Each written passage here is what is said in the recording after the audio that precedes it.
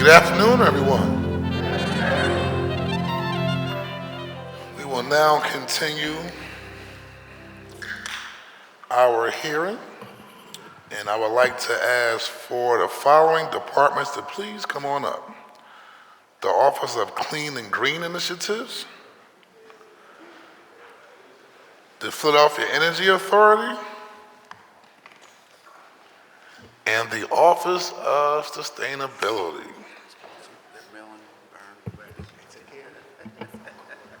O'Rourke.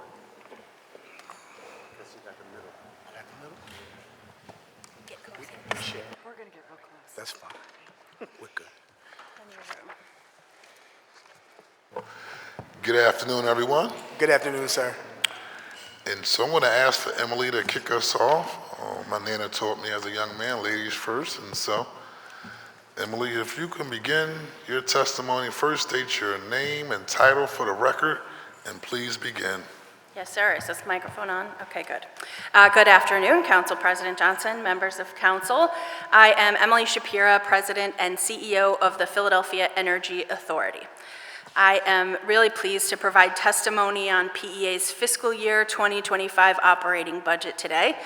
We are, as many of you know, a nimble team of 16 now, building a robust, equitable, clean energy economy in Philadelphia.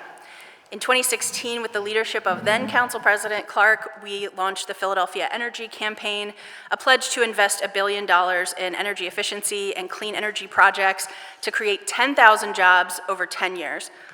Through 2023, we've supported $904 million in projects and programs and helped create over 7,600 jobs. Again, that is $904 million invested and over 7,600 jobs created. This initiative works as designed and is almost to its goal more than 2 years ahead of schedule. For every dollar the city has invested in us, we've generated $132 in economic development. Again, that economic impact is 132x. PEA leverages clean, efficient, affordable energy as a key entry point for Philadelphia's biggest challenges, spurring equitable economic development, creating jobs, alleviating poverty, and improving public health. We help make Philadelphia safer, cleaner, and greener with economic opportunity for all, and we are in full support of Mayor Parker's and Council's efforts towards those ends. We've been called one of Philadelphia's best-kept secrets, but you can see and feel the impacts of our work everywhere. We exist to serve our city behind the scenes, facilitating and enabling key projects and programs on behalf of others. We do work that we are uniquely designed to do as a municipal authority to help bring more dollars to Philadelphia, advance the city's climate goals across administrations, and enable the city's ecosystem to serve all Philadelphians. We hold long-term contracts on behalf of the city, which are common and necessary in energy work, to facilitate and support project development and execution for municipal and institutional clean energy projects. This includes projects like the Streetlight Improvement Project, which I know we talked about this morning. We're about a quarter of the way through replacing over 130,000 street and alleyway lights citywide in partnership with the Streets Department and others.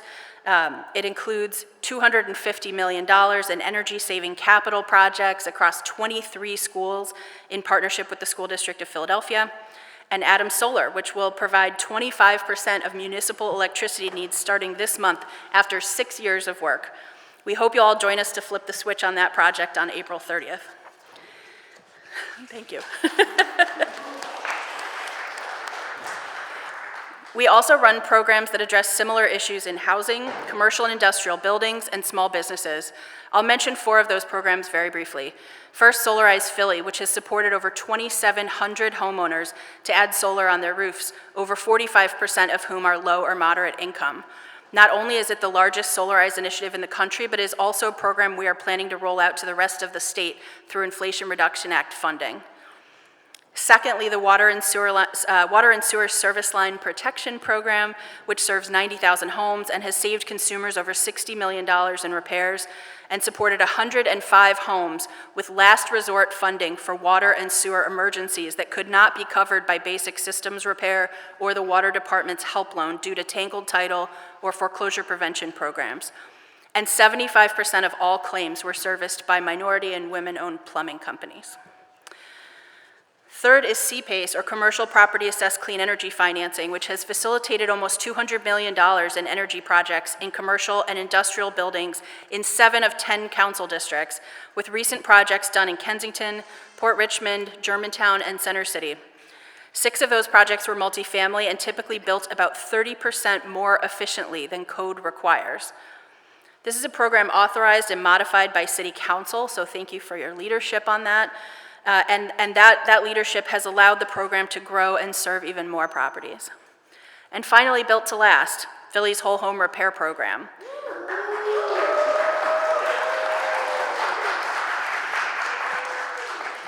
Built to Last is a low-income home preservation initiative that coordinates, layers, and supplements Philly's existing home repair programs, including basic systems repair, weatherization, utility programs through PECO and PGW, senior services across multiple organizations, Habitat's critical home repair program, health department programs, and much more. We've served over 300 homes so far, and we have handouts that my staff can share if you don't already have them that show that district by district so you can see where that impact is. We work to restore homes to safe, healthy, and long-term affordable conditions. Many of these homes replace old and outdated heating systems with electric heat pumps, which provide both heating and cooling. And as everybody in this room knows, that is needed now more than ever, especially for our most vulnerable residents. We pair heat pumps with solar for long-term affordability and resilience. With existing funding from the State Whole Home Repair Program, which was modeled after Built to Last by Senator Saval, we have enough to take an additional 200 homes off of our wait list for a total of about 500 homes served. That wait list currently totals over 1,100 households, and we expect it to grow, so it will leave at least 900 homeowners without funding to move forward. Significantly more funding is needed to even begin to meet the current need. In this year's budget request of council, we are asking for $5 million in city funding for Built to Last.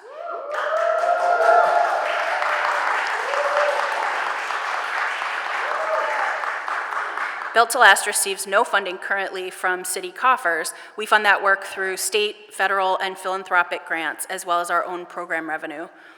After receiving lots of national and community-based recognition, we come to the city to ask for your help to match federal funding and help us direct available rebates and resources to Philly's low-income communities. In my written testimony, I've provided a link to view a short documentary made by the Sierra Club, Physicians for Social Responsibility, Hunting Park NAC, and the Here for CJ Coalition, featuring 6 Built to Last clients explaining the program and what we did in their homes. And 2 weeks ago, we hosted a press conference with Governor Shapiro, Senators Williams, Saval, and Street, Chairs Harris and Cephas, and Representatives Hohenstein and Krajewski at the home of one of our Built to Last recipients, Dominique Young. Ms. Young has 2 children and bought her home in King Sessing 5 years ago. She had no idea there were some serious issues with the property until she started having electrical issues and experiencing $400 and $500 a month electric bills. At one point last winter, she said she had to take her kids and go to an Airbnb because the heat wasn't functioning in her home. Ms. Young applied for the Basic Systems Repair Program, and though she was income qualified, the cost of repairs exceeded BSRP's maximum, and she was denied any service. We did a holistic home assessment through Built to Last and saw that she had rotting joists in the kitchen that presented a safety issue and water penetration happening on the rear of the home that was causing structural issues, in addition to her major and electrical heating issues.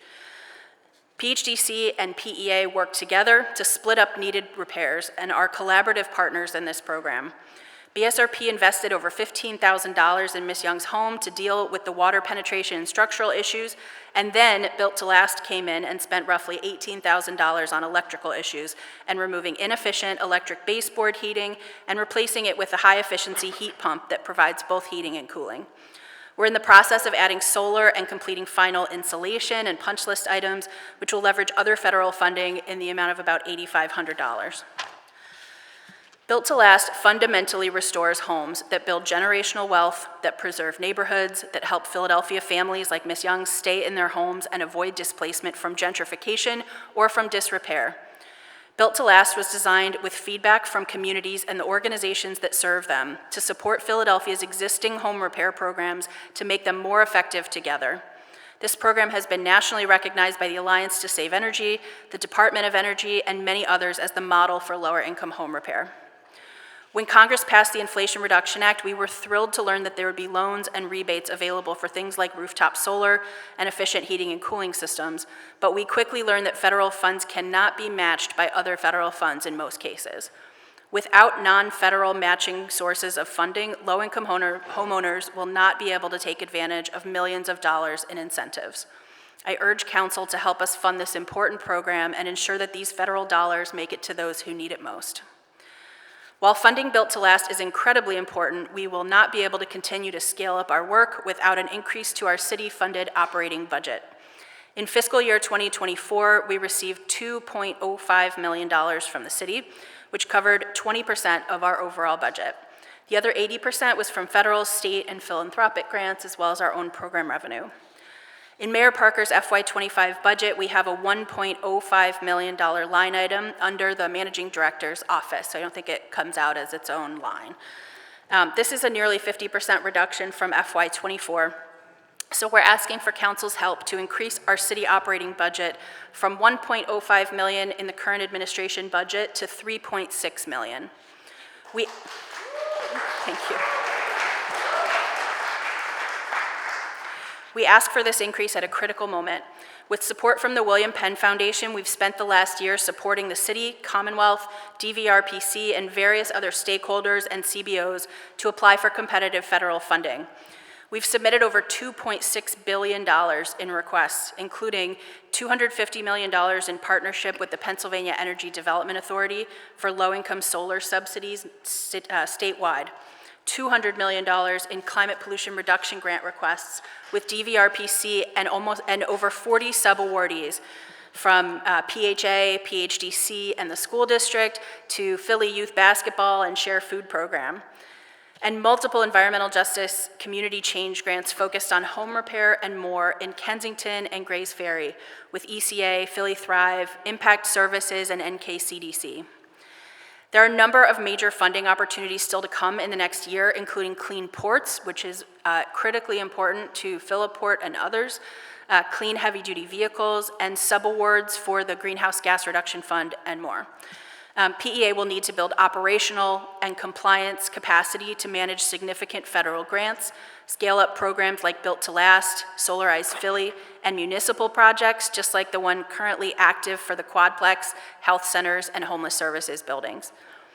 This will allow us to provide additional services to the administration related to city utilities, expand and speed up city projects, and continue to provide support to ensure the school district and others get all of the federal IRA funds possible.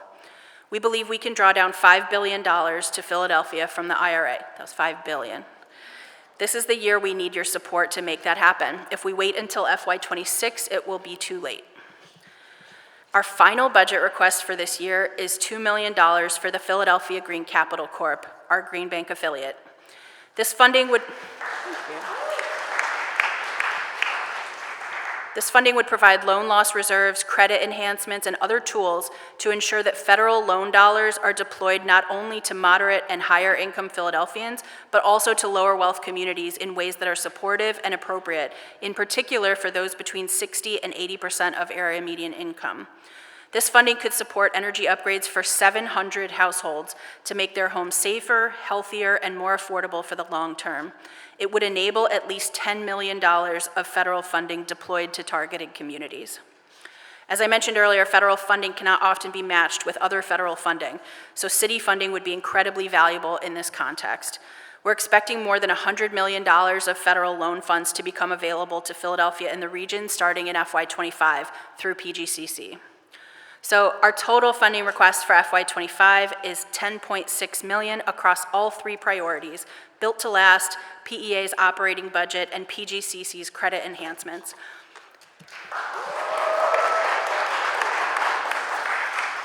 This is an increase of $9.55 million over the allocation contemplated in the administration's budget. We've worked so hard over the last 8 years to build a reputation of being an effective, strategic organization that does what we say we're going to do. I hope our strong track record of success and the overwhelming support of partners, stakeholders, and community members lends credibility to this request. Thanks so much for your consideration. Thank you.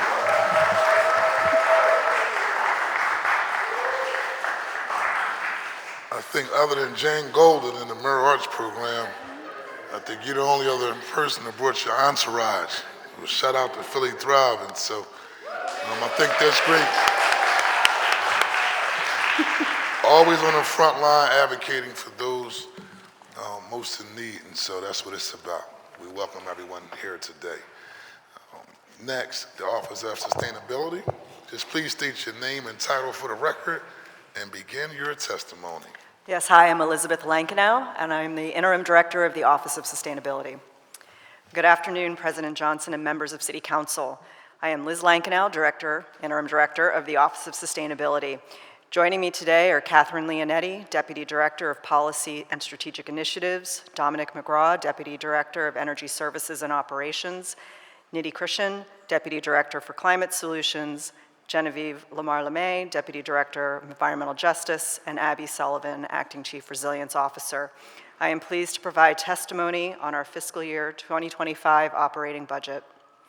Through the support of Council, others in the administration, and our partners, the Office of Sustainability has made significant strides over the past year and will continue to advance the Parker administration's mission of a safer, cleaner, greener city with economic opportunity for all.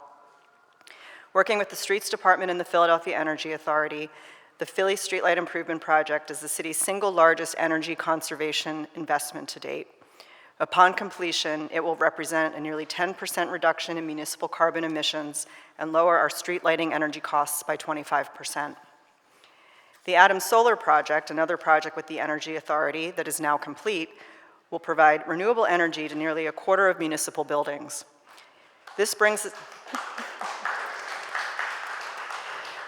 the city closer to its goal of 100% renewable electricity used in municipal buildings by 2030, while also providing budget stability against electricity market volatility. Looking forward, the Office of Sustainability is in the planning stages of a new Guaranteed Energy Savings Act project in partnership with the Energy Authority. This project would finance major upgrades to improve indoor comfort for 14 city offices, health centers, and homeless services buildings through energy savings. We are competing for federal dollars available through the Bipartisan Infrastructure Law and the Inflation Reduction Act. We received awards from EPA's Environmental Justice Government-to-Government Program and the Energy Efficiency Conservation Block Grant, technical assistance from the Government Finance Officers Association, and other applications are pending. We will continue applying for opportunities directly and support community-based organizations and other partners through convening an Inflation Reduction Act forum. We received funding through FEMA's Building Resilient Infrastructure and Communities program to develop an Eastwick flood resilience strategy, which launched in March, and we will continue our place-based work in partnership with state, federal, and city partners.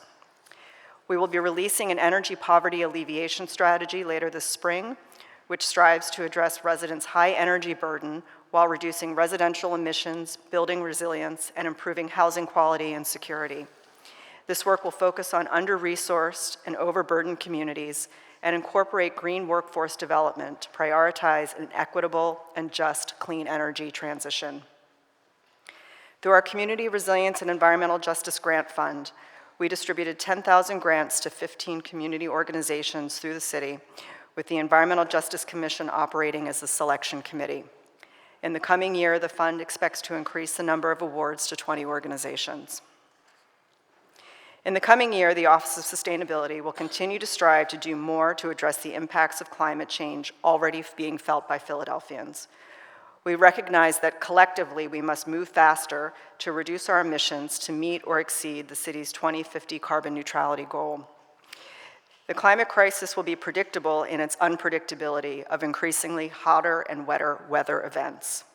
We will continue to do the maximum with the resources available to prepare our city for escalating extreme heat and flooding, and to prepare our departments to meet their public mandates. We will update our partners on climate science data, associated vulnerabilities, and seek ways to reduce the residents' health and private and public assets. Through all this work, we will ensure that environmental justice and climate preparedness are threaded throughout policy, planning, and implementation decisions. Thank you, and I'm happy to address any questions you may have. Thank you very much. Mr. Williams, just state your name and title for the record, and please begin your testimony. Good afternoon, President Johnson and the honorable members of City Council. I'm Carlton Williams, Director of the Office of Clean and Green Initiatives. Joining me today are Krista Jacobs, Sanitation Commissioner, Casey Kucklick, Deputy Director of Clean and Green, Mary Stitt, Deputy Director for Clean and Green Strategic Initiatives, Keith Warren, Deputy Commissioner of Sanitation, and Christopher Newman, Deputy Commissioner for Administration. I am pleased to provide testimony on the Office of Clean and Green Initiatives, including sanitation's fiscal year 2025 operating budget. The FY25 budget, total general fund budget request establishes $165 million in funding for the newly created Sanitation Department operating under the auspices of the Office of Clean and Green Initiatives. This proposed budget includes significant new investments reflecting the City and Mayor Parker's deep commitment towards making Philadelphia the safest, cleanest, greenest big city in the nation with economic opportunity for all. The budget proposal includes over $9.3 million in new FY25 sanitation investments for major new and expanded initiatives, including the establishment of the first ever district-based residential cleaning operation, provided focused cleaning services in every neighborhood across all geographic areas of the city of Philadelphia. The expansion of enhancement of an anti-litter enforcement campaign, more than 150 new illegal dumping surveillance cameras each year, a substantial increase in support for more of the city's highly successful Taking Care of Business program, and the creation of a new bulk collections crew and illegal dumping crew. In addition, by repurposing of existing operational resources, we will be creating a new and unprecedented twice-a-week collections operation, provided extensive collection services in areas of the city where litter conditions are the worst. Complementing those exciting and highly ambitious plans, the new FY25 budget commits over $1 million to the Office of Clean and Green Initiative staff and functional structure, with responsibility to strategically organize and coordinate a multifaceted array of governmental agencies, including community groups and business partners, to reduce waste, increase recycling, and continue to work towards a more sustainable future. In addition, commensurate investments have occurred specifically for CLIP and Taking Care of Business programs, which, although they are being proposed through the Managing Director's Office and the Commerce Department, operating budgets respectfully, will be critical and integral components of a larger clean and green operational strategy going forward. Council members, if you would give me a moment to explain the holistic strategy and introduce the partnership agencies that consist of intergovernmental, proactive, coordinated approach to addressing the city's most challenging quality of life issues and prioritizing the most underserved communities first. Our government partnership agencies include sanitation, streets, CLIP, Parks and Recreation, Commerce, L&I, the Police Department, the Water Department, the Office of Information Technology, the Philadelphia Parking Authority, the Pennsylvania Horticultural Society, our Mural Arts Program, SEPTA, the Philadelphia School District, of course the Office of Environmental Sustainability and the Philadelphia Energy Office, and the Managing Director's Office, all working together to make Philadelphia the safest, cleanest, greenest big city in the nation. In other words, no more silos. We are working to address the needs of the concerns of each and every resident together. These are indeed very exciting times for the city of Philadelphia.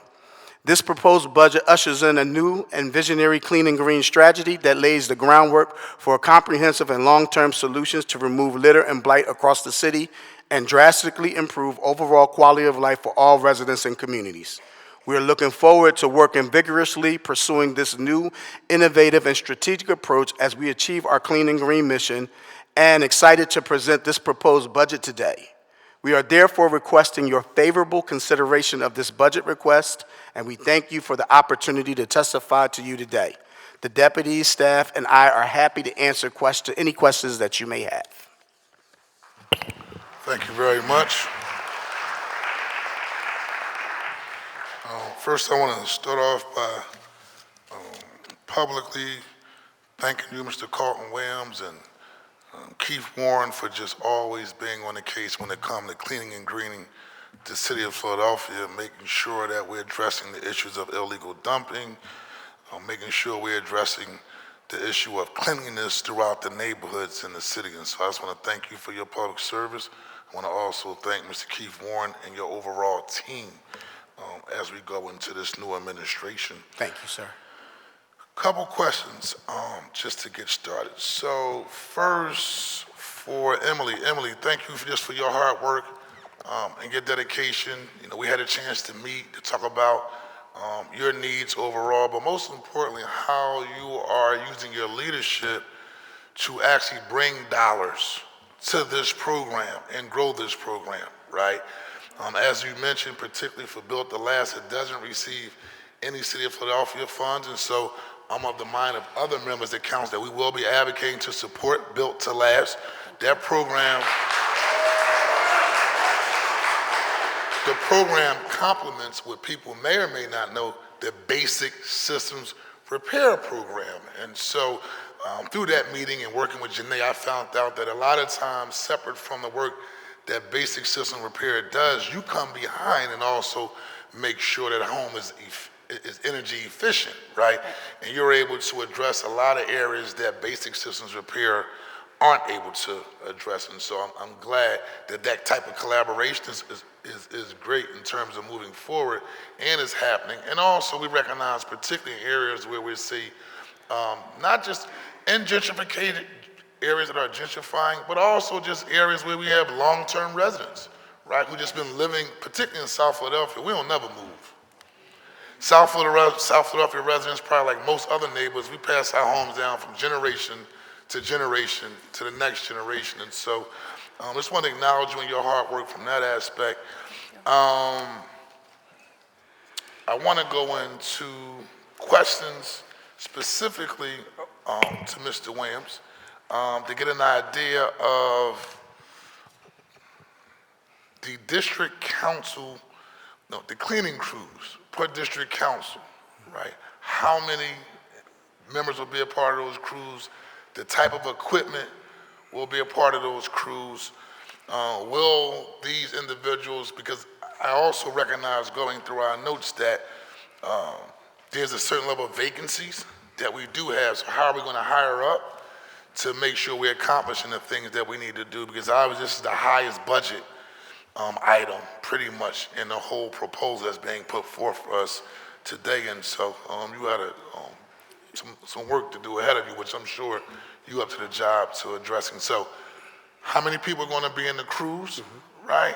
How are you going to go about hiring staff? And then I have a couple other set of questions I want to ask around same-day pay, making sure that routes to reentry programs, to the land care programs, where do they fit in the grand scheme of this proposal? And are they a part of this proposal? Because the last council president worked very hard for same-day pay.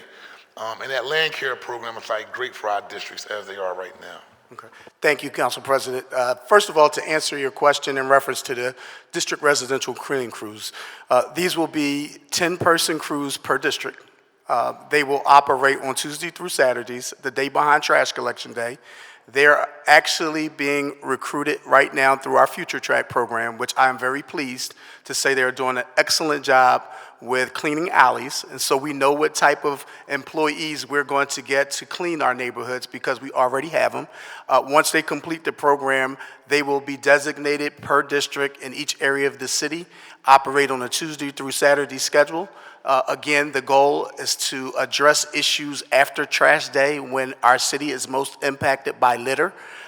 Ultimately be available to our council members and the community when it comes down to requests. So if there's a certain area or neighborhood that we need to clean or address, we will target those areas. But primarily, they'll be on a schedule where they're cleaning each and every part of the district in your neighborhood on a daily basis until requested to do other services that may have come up throughout their week. So every day that there's a trash day, they will be out doing the follow-up on that same day or the following day? The day behind, the following. So my trash yes. day is Tuesday. Wednesday, they'll be out there cleaning up. They'll correct? be out there cleaning up. Okay. Now, Just a small recommendation, just something to think about. maybe after the trash trucks get finished that day, can y'all take in consideration to actually come on that same day? Because sometimes, sometimes I'm gonna say the wind will blow the trash after the trash trucks go. I'm gonna put it that way. Right. And we'll see. I'll come home and I'm like, oh, it look worse than it did before they picked up the trash. I understand. But the wind blew Yes. the trash after the trash trucks picked up the trash. And so we kind of looking to see, well, maybe, or sometime the trash truck juice, like, the trash truck juice like totally decimates the whole block on that actual day, leaving like a foul smell. Just something to take in consideration as you strategize moving We forward. certainly will. And to make a quick comment, the difficulty in that is that sometimes it's hard to keep up right behind a trash truck because they're on different routes in different parts of the city. So to do it with all of the routes, it may be a challenge for us, which is why we want to go a day behind to ensure that we try to address those streets. The part about the trash truck juice spilling, if you do get those issues, you could always feel free to contact us directly because those are outside the norm of cleaning operations that we, those are one-offs and they happen sporadically where we want to make sure that we have a consistent presence in neighborhoods. Regarding the type of equipment, they'll have mechanical brooms, and so every neighborhood will get the part of the street sweeping that everyone has been advocating for, and also sidewalk sweepers. So we want to make sure that not only the curb lines get touched, but sidewalks as well. In addition to the work that we're doing, we're going to collaborate with other departments, as I mentioned earlier, CLIP, PPA, the Commerce Department TCB program, and so the goal is to create a holistic approach where the entire neighborhood is being touched and the whole neighborhood can feel it. So TCB will still deal with the corridors. Yes, Your cleaning group team will be in the neighborhoods. that is correct. All right, now when you say you're gonna follow up behind the trash trucks, would this also include middle blocks? Like for instance, in South Philadelphia, we have Ready, Willing, and Able. They do the middle blocks, right? Irregardless from Washington to Snyder, Broad to 25th, separate from coming down like one particular street, they go through the middle blocks as well. Will these crews do the same thing or only the routes where they pick up trash? Well, our trash trucks hit those smaller blocks All the as blocks well. as well. Yep, Good. so we do plan on hitting those areas. We estimated that there will be a return to those areas in which we service that we didn't complete on, say, a Monday's route, because we're estimating that these crews can clean at least 30 blocks per day in per district. That's almost 300 blocks a week, and overall, that is substantial. So we'll be covering a considerable amount of areas. We'll also work with those cleaning agencies. We're working with TCB. We're working with those existing cleaning programs, especially with our mechanical street sweeping program already in existence, to make sure those efforts are coordinated. And in addition, we'll be working with, again, CLIP, PPA, L&I to make sure properties are cleaned and sealed with private property issues. Okay. So this is the holistic approach that Mayor Parker's vision helps us make us safer, cleaner, and greener. Okay. Just a couple of small ones before I relax my time to the members. On this particular part regarding the cleaning and greening crews, just talk about that pathway to permanent employment with the city of Philadelphia under the streets department. Yeah, we was fortunate enough to work with, and I want to thank Deputy Commissioner Chris Newman and Office of Human Resources for having an open mind in terms of changing the civil service process to allow future track members to get into certain tracks. You heard about the streets department earlier talking about survey jobs for future track members. We have a beautification track in sanitation in which once they complete the training and program, they're offered the opportunity to civil servant opportunities in the sanitation division. We can continue to create these pathways for people who have non-traditional status of taking tests to get on a civil service list and then waiting 2 years.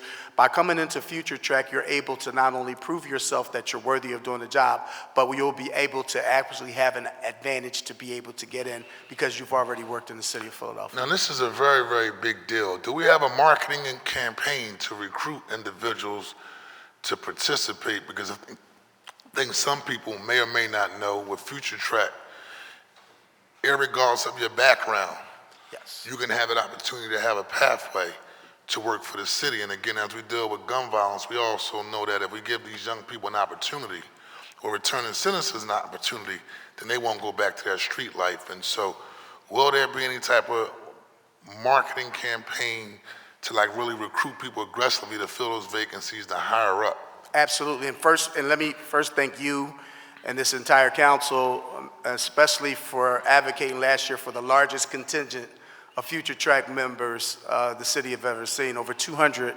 people participated in that program, and that's thanks to the members of City Council for approving that budget. It is a widely successful program that so many people want to get in, 200. There's a lot of positions, but we had a list of up to 800 to 1,000 people trying to get into the program. We will continue to advertise that through our traditional resources. We have an anti-litter campaign that is about to launch called Join the Fight, and learn how you can become a productive member in the Clean and Glean strategy. And part of that website will direct them to become Future Track members if they're interested to apply for the position. We also work with a program called N1, that is the recruitment agency that kind of screens the participants that come in. And screening in terms of making sure that they have all of their information correctly. It doesn't disqualify them for having a record or anything like that. It definitely just makes sure they have all of the credentials necessary to be in the program and they're accepted. They did an excellent job this year with a recruitment base, and we're going to continue to work with them on that, in those aspects. All right, thank you. I'm gonna wrap up with this one question before the next round. I talked about routes to reentry. I talked about same-day pay. Where does that fit in terms of your overall strategy? Will it be included? And then also, we're doing a lot of the cleaning, but I also know that the mayor talked about 30,000 new trees planted. And so will Philadelphia Horticultural Society be a part of that strategy as well, or any other organization? But I know they're the premier organization to actually do the tree tending work, so Yes. to speak. And so talk about that as well. So in the past, these programs, the partnership agencies were, funded as one-time funding opportunities in the budget. As you know, that there's a significant funding request for cleaning and greening this year, and we're working with the budget office to determine at what levels these other programs will be funded. So we will definitely talk with City Council in reference to when and how that process will be awarded, and then determine amounts that we can get to keep those partners within the city of government to address those issues that you just stated. Strong advocate of Philadelphia Horticultural Society, because separate from the flowers show, they're actually like in the neighborhoods, right? Doing tree tending work day in and day out. And then also have a special place for the Routes to Reentry initiative, as well as same-day pay. Same-day pay started under the former leadership of Council President Darrell Clark, which I know is very, very successful. I know they do a lot of work in Jamie Gardner's district, which in Southwest is close to my district, and they're also cleaning and greening lots to address the eyesores that we see in terms of blight. And then also, same-day pay and routes to reentry, also from a crime-fighting strategy, providing hope and investing in people, are initiatives where, like, I'm sure you've been to the graduations. These, like, guys who have a glimmer of hope in their eyes, right? Because they learned the tool from landscaping, right? And then also, I learned this when I was in AmeriCorps, I remember working for Habitat for Humanity. It does something to the psyche where you can go and see an abandoned lot, right? Filled with weeds, right? An eyesore, the neighbors watching you go and clean it, and they're happy because it's all kind of debris in there, there's drug dealing going on in there, people using it as an escape route when they're hustling and selling drugs, and so it's an eyesore in the neighborhood. But when you actually come out and transform their lot into something that's cleaner and greener for the neighborhood, it not only does something to the neighborhood in terms of boosting their morale, but also to the individual that actually participated. And I saw that when I went to their graduation, like, wow, these are some young men that are really on a path of changing their lives just off the basic same-day pay / routes to reentry type initiatives.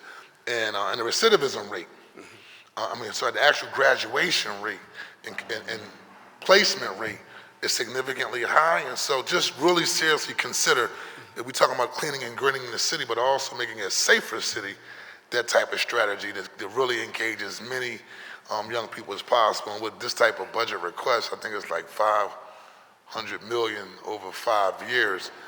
I think it would be prudent for us to really take a look at those things that's been very, very successful as we move forward. And so I just wanted to put that on the record. Thank you, Council President. Yes, PHS is a major partner, and those participants are definitely candidates to also be enlisted into future track and TCB so they can get long-term employment as well. Absolutely. And so that could be their starter base until they get into these programs and we can move them forward. So we're looking forward to having that discussion with you. Thank you very much. The chair recognizes Councilmember Jim Harity.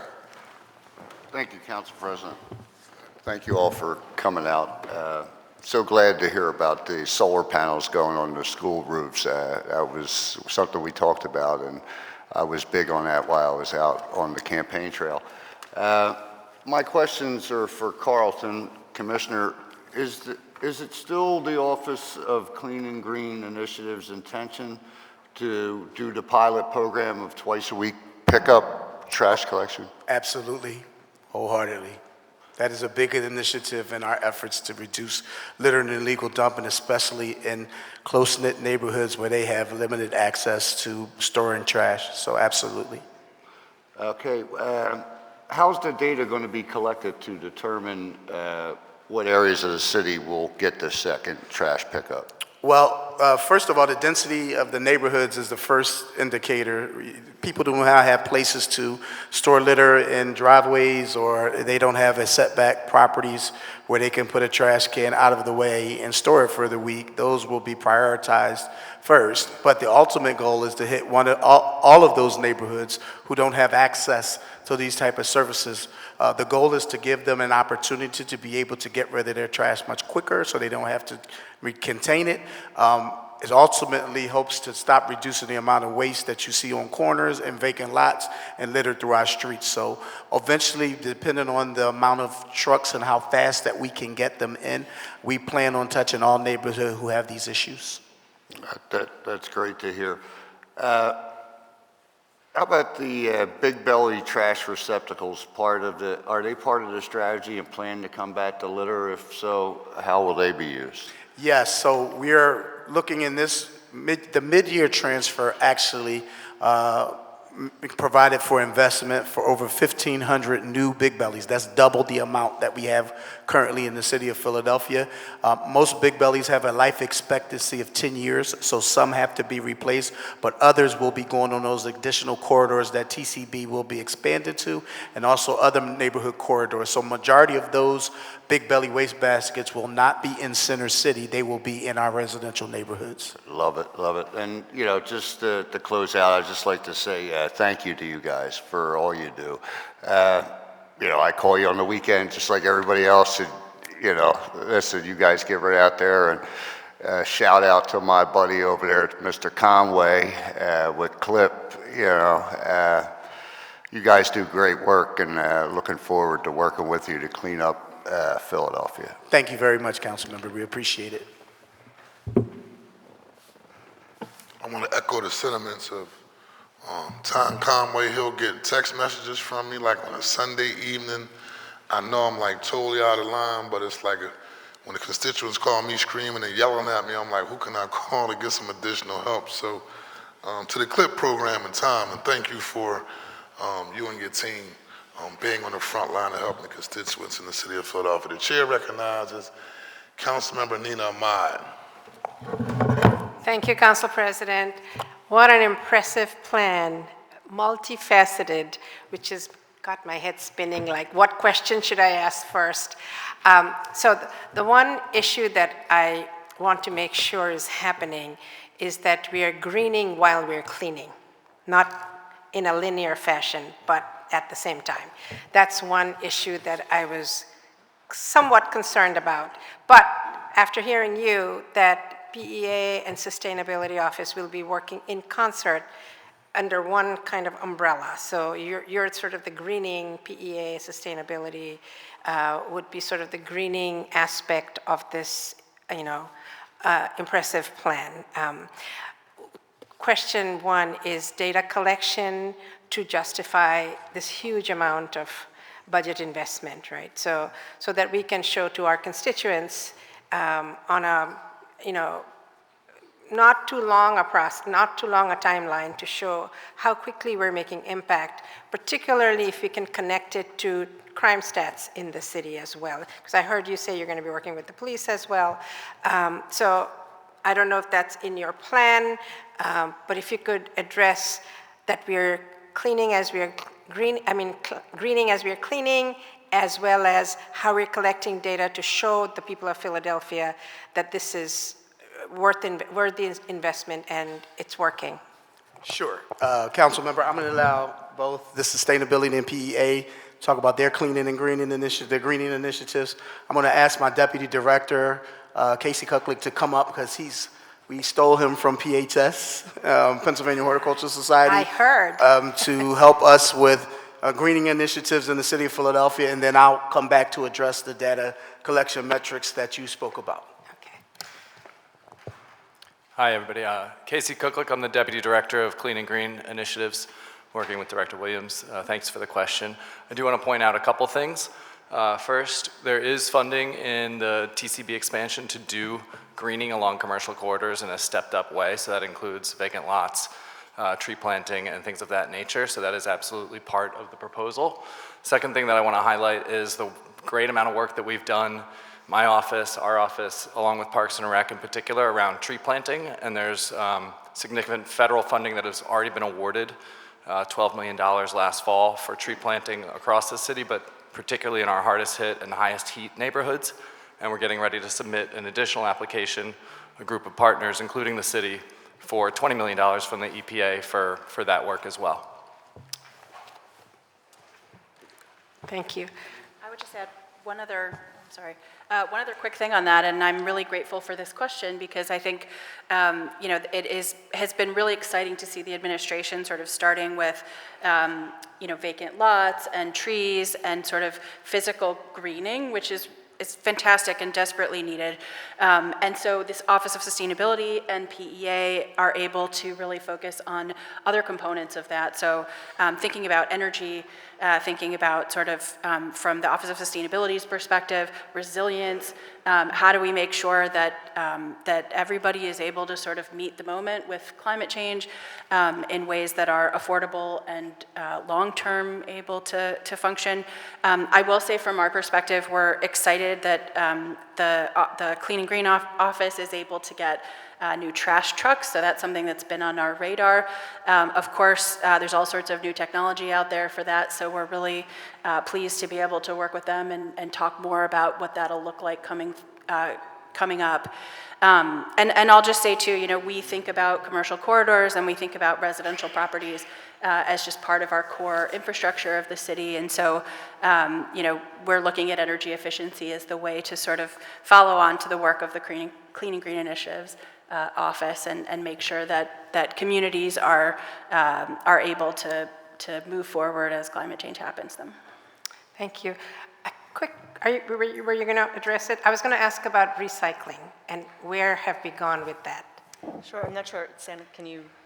Yeah, I can address it, but go ahead. did you want to follow up? Sure, on the green? I'll just, I'll Yes, follow up on yeah. on the green component of this. The Office of Sustainability, we're largely a policy and planning office, and there are many great plans that impact the work of our office and what we're trying to achieve policy-wise. So for instance, Parks and Rec, the tree plan, amazing. A really robust public effort, and that really speaks to reducing the heat island effect throughout the city to the degree that that's implemented. We have a food policy team, a little not green maybe in the sense of trees, but certainly urban agriculture. And we are mentioned, the Office of Sustainability and our food policy team, about 80 times in that plan. And so we'll be working with Parks and Rec to implement on that plan. And then we work closely with the Water Department, and their Green Stormwater Infrastructure Program is also very important, not just for stormwater management, but to the degree that trees are planted, whether they're stormwater trees or rain gardens, all of that really impacts the greening initiative for the city. So, thanks. And Thank really you. quickly, Councilmember the litter index that we use in the city of Philadelphia throughout the years has been a data source for us to identify and target problematic areas and then measure success. We're now transforming the litter index into a community appearance index that not only looks at litter or illegal dumping, it looks at things like abandoned autos, vacant properties, vacant lots, graffiti. All of these are the top quality of life issues that people complain about in 311, and we're taking that and we're mapping that. In fact, Mayor Parker's 100-day action plan calls for a tracker to determine where these locations are and how fast we're addressing them, and we're going to use that data to drive service. So that's basically their response to that, and we'll continue to work with multiple departments on their data sets to continue to deliver that information to show our progress. Regarding recycling, as you know, over the years since the pandemic, we've taken a hit. The recycling rate plummeted to 8%.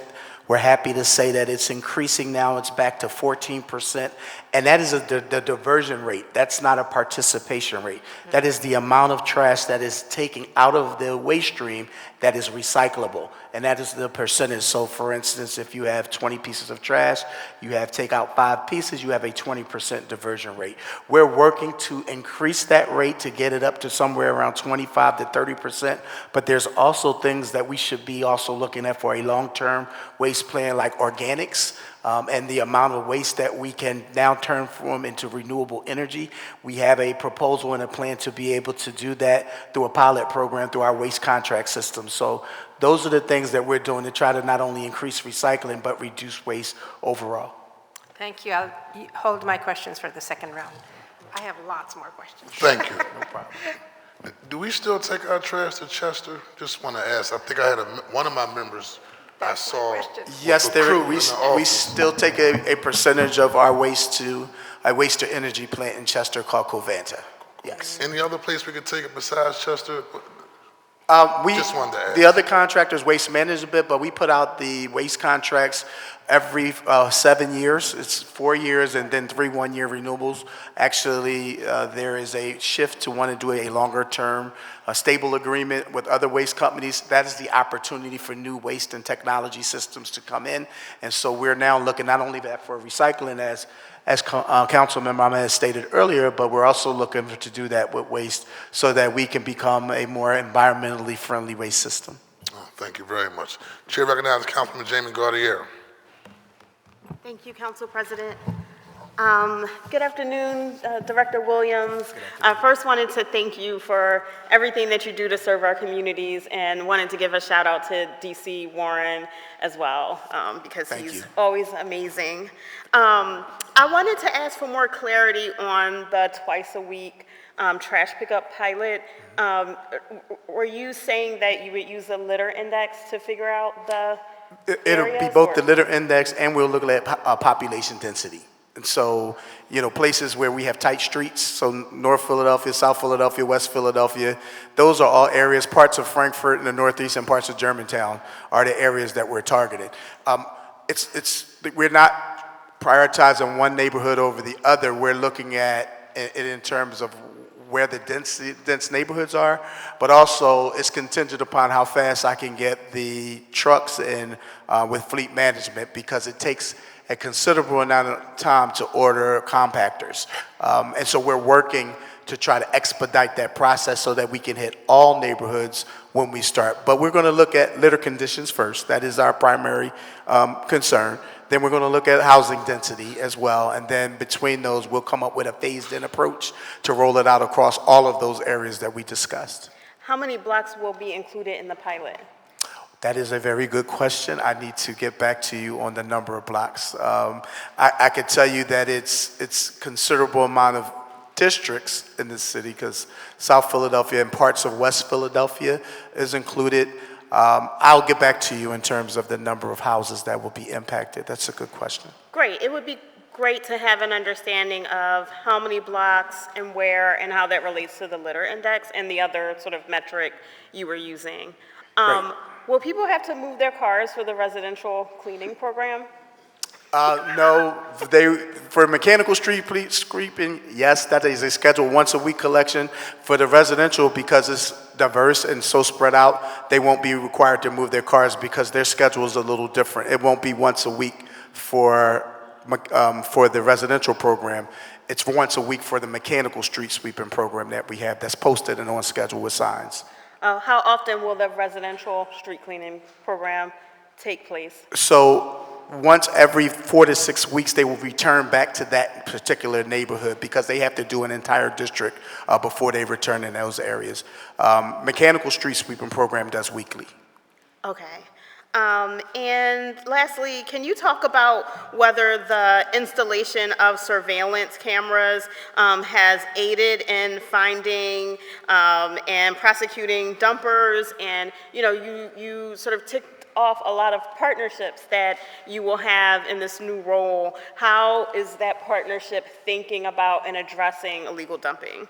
Thank you for bringing that up, council member. That is absolutely an integral part of our strategy in terms of enforcement. So we're working with the police department, and we want to expand the number of officers who are capable of doing inspections and investigations to track down and prosecute illegal dumpers. As you know, City Council passed several regulations years ago to strengthen our laws to address illegal dumpers. In fact, we were happy to report that we caught a dumper and actually prosecuted them, and they received a fine of about $10,000. That is huge compared to the $300 CVN that we used to give.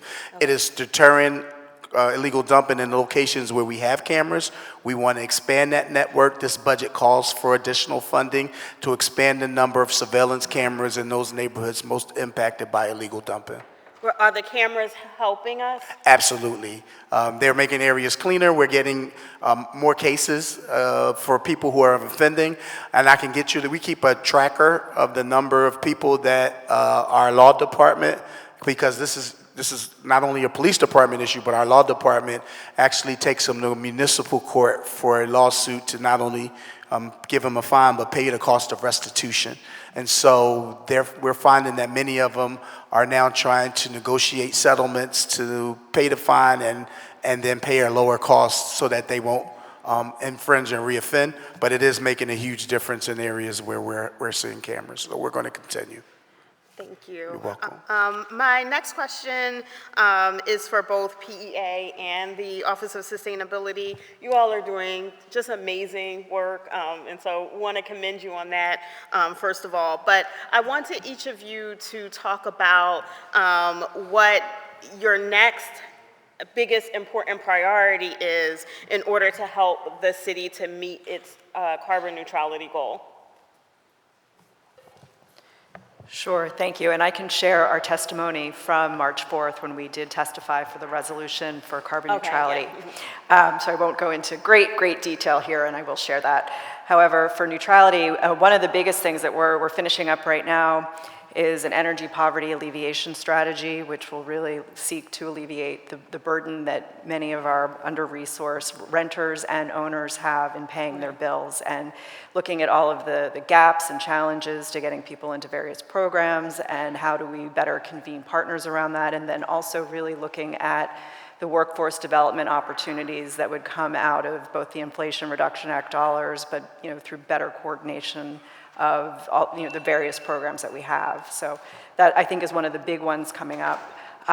We are also looking into, for larger buildings, building performance standard, which is not just about efficiency of buildings, but setting metrics so that buildings are performing better. It could involve things like switching out HVAC equipment.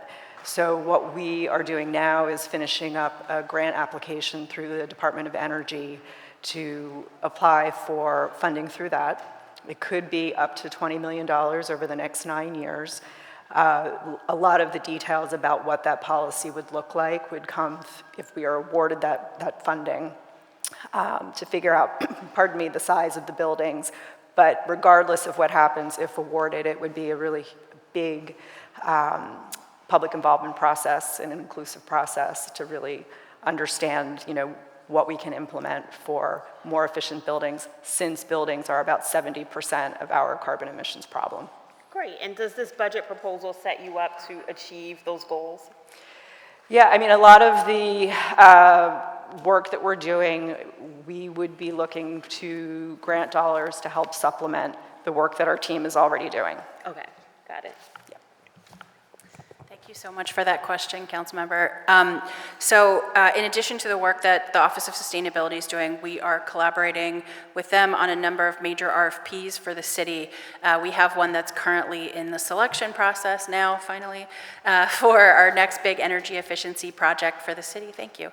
That includes the Quadplex plus health centers and homeless services buildings. So that one is in process now in procurement. We hope to have that done soon. Our next big procurement will be for our next round of renewable energy procurement. So as we're flipping the switch on Adams Solar, that's 25% of the city's electricity. Our goal is 100% by 2030. We are getting ready to release that RFP as fast as we can. We've also got projects at the airport and at Northeast Airport that are related to solar and microgrid, and both of those will be ready for procurement this year. So on city stuff, those are the big ones. We're also working closely with the water department and PGW to really take advantage of the biogas that we produce through water treatment, as well as other sorts of opportunities with them. And so those are kind of the in-city things that we're doing in city government. We also are working closely with the school district. There's a Solar for Schools bill in the state legislature now.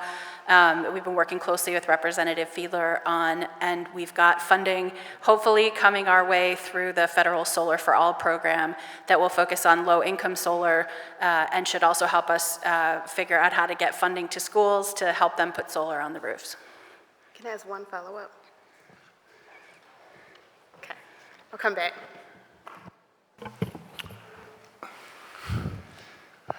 The chair recognizes Councilman Nick O'Rourke. Thank you, Council President. And I want to say good afternoon. Director Emily, last time we saw each other, the earth was ending. But here we are on a better, brighter, beautiful day. Absolutely. I want to start with a big thank you to you and to PEA. As you stated in your testimony, PEA is one of the city's best kept secrets. It's been great to work with you all since I've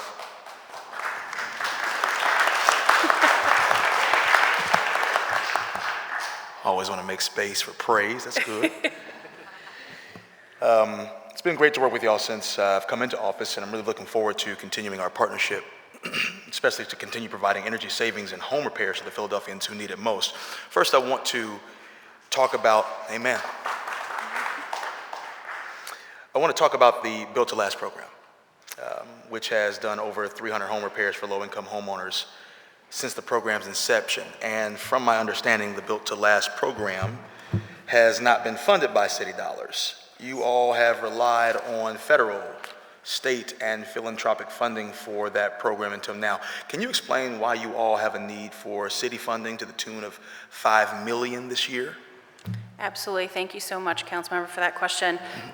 Just a quick recognition to our friends and partners and collaborators in the crowd today from Philly Thrive and Community Legal Services, and here for CJ Coalition and Sierra Club.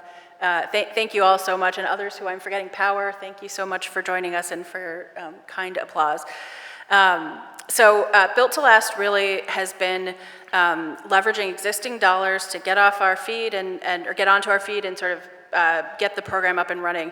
And now we've sort of reached this tipping point where we've got some federal funding, we've got some whole home repair funding, and so we scaled up kind of just where we needed to be to meet the 3-year schedule of the whole home repair funding from the state. And so we have 900 more people on the wait list that we're not going to be able to serve. And yet we'll have federal funding coming in the door, to the tune of millions of dollars that we may not be able to spend because we won't have matching funding that is non-federal. So that's really what we're coming to the city for this year. We have to find sources of non-federal funding that we can use to combine and braid and layer with that federal funding in order to deploy everything that's available in the Inflation Reduction Act. So that's why the ask is here today. And you know, just by the math, you can tell that $5 million doesn't get you 900 homes. So, you know, we know that we'll have to look for other sources, and we will continue to do that as well. Indeed, sounds critically important. I'm also really interested in how we can scale up the impact of Built to Last. So I have a few rapid fire questions on that topic. Do you all have any numbers on how many Philadelphia households could be eligible for Built to Last? We think at least 10,000. At least at 10,000. Do you all have any data on the conditions of the city's housing stock and how much of it is actually in need of repair? Absolutely. There was a study a few years ago from the Federal Reserve locally that showed that the home repair need in Philadelphia is now $4.7 billion. $4.7 billion. Billion with a B, yes. And so, you know, we know that takes all kinds of forms, and you know, the 10,000 homes are the ones that we think we can reach pretty easily. There are at least 60,000 homes that are low income owned that could be generating generational wealth if we could give them that support.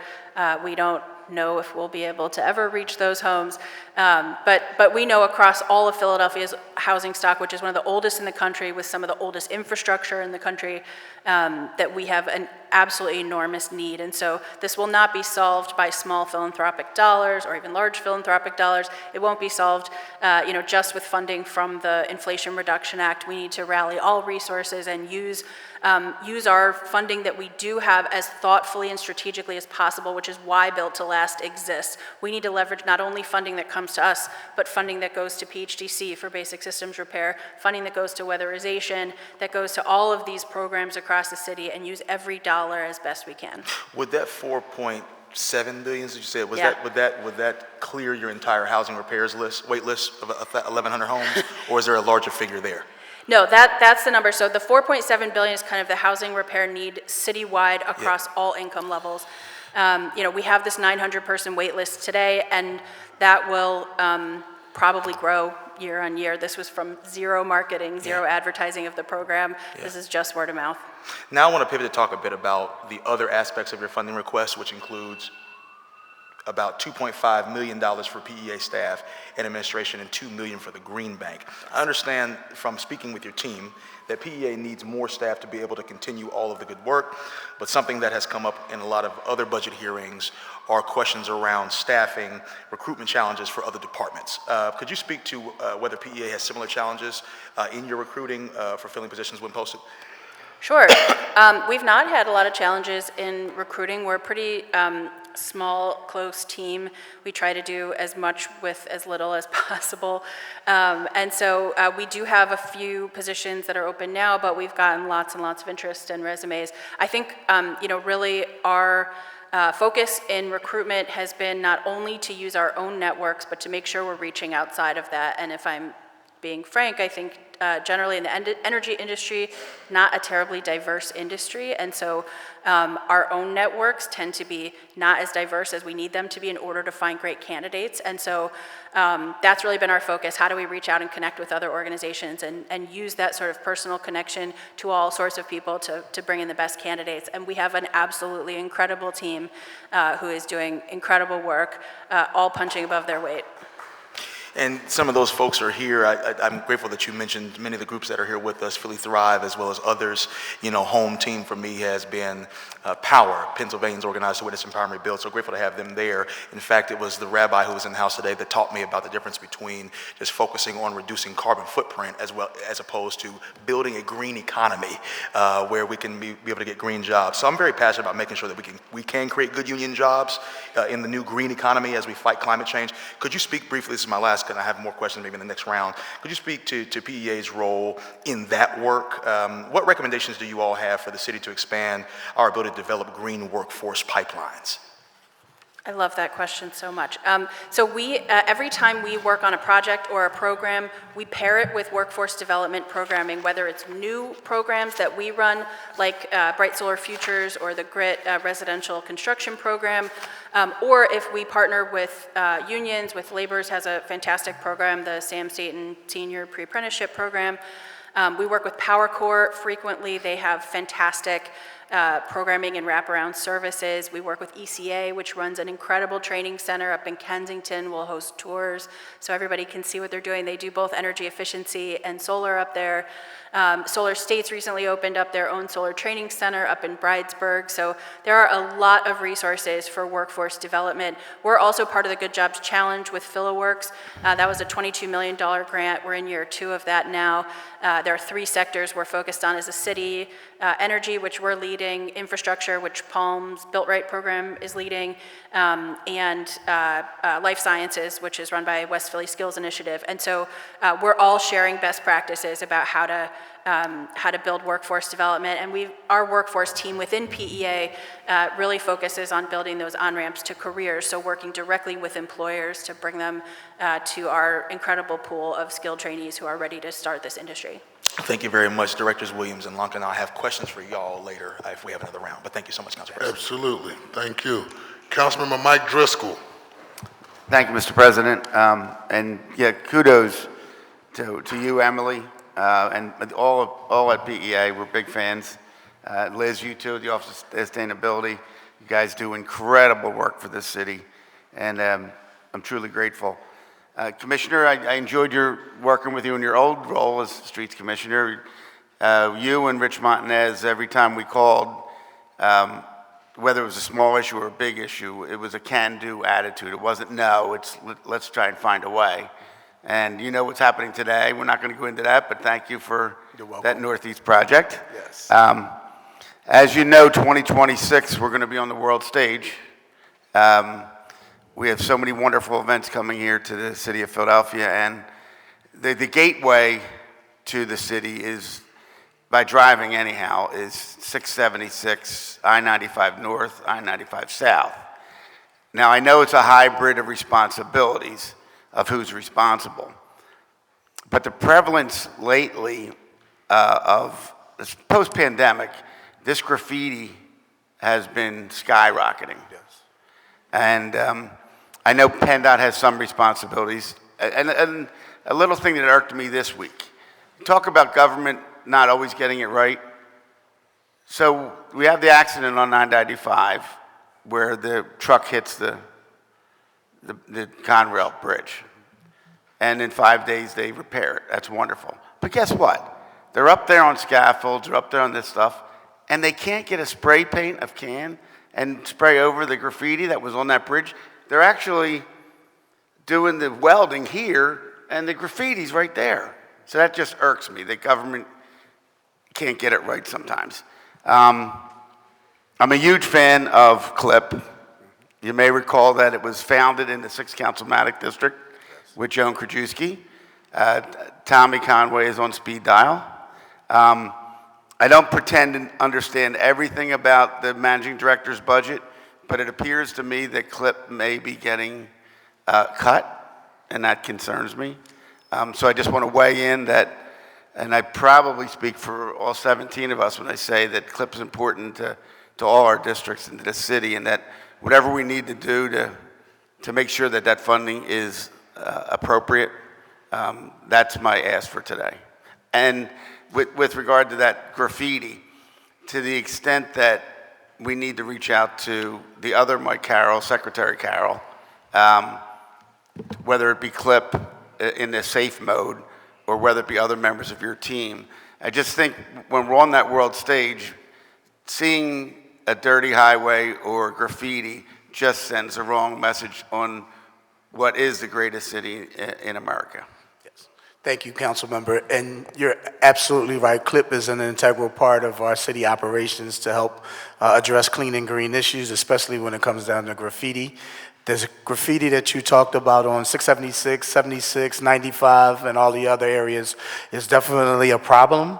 It's something that we need to address. Commissioner Shipman and Director Conway and myself are arranging a meeting with PennDOT to see what we can do together to address this, some kind of shared services agreement so that we can maintain not only the graffiti but the litter strewn on and off ramps that currently plague our city, because you're absolutely right. The first impression that people see of our city when they travel up our highways is not a good one at this moment, and we need to address it, and I'm looking forward to working with your office as well as PennDOT to make sure that we get that addressed. Thank you, Commissioner. Thank you, Mr. President. Thank you, and I just want to echo the sentiments of my colleague. I ain't even on the first impressions. I'm just talking about as a citizen that go to and from east and west on 76. I don't think now it's more profound than it's ever been. And I know a mayor has a special interest on intergovernmental, on collaboration, and also I don't know if Amtrak owns part of the overpass where the train goes as well, but maybe if we can have like a collaborative effort and include mural arts. Yes. I think it would just be a beautiful collaboration to just put a whole bunch of murals along the expressway, and I think the graffiti artists will probably think twice before they write on, because a blank slate is like, come right and bomb the expressway, because it's, you know, you saw B Street and the train came and it was all white. It was like, it's so white, it's so clean, and he bombed it that night. For those who don't watch hip hop or B Street, you'll catch that later on. Just Google it, but nevertheless, you get my point, right? I get your point. Had it been a mural, Yeah. you'd have thought twice about it. When you just said clean wall, and so I just think that's something that we should focus on, irregardless of who's coming to our city. Just a sense of pride, and I feel that coming from this administration to take that in consideration. And then when our visitors do come, it's just a byproduct of just how we operate in terms of it being a new day. So anyway, my personally believe mural arts will be a great collaborator in helping us spruce up the city, as well as on the Schuylkill River Trail. We gave the kids what we call a skate park. That skate park looks terrible, right? You got the art museum in the back of it. You got people having a good time on the trail. And then as soon as you get to the actual skate park, it's nothing but graffiti, right? All graffiti. And that might go with the culture, I get it, but at the end of the day, like, I would mural that up as well, because it's just not a good look when we talk about cleaning and greening a great city. So with that being said, the chair recognizes Councilman Ketsi Lozada. Thank you, Council President. Good afternoon, and thank you for being with us today.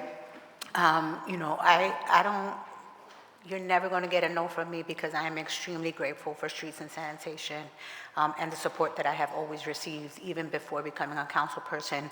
As a staffer for my predecessor, you guys have always been responsive, and the accolades that Keith Warren and Tom Conway are receiving here today, and what the gratefulness that they receive from the community is extremely well-deserved. And so thank you to both of you publicly. I want to also support what Council Member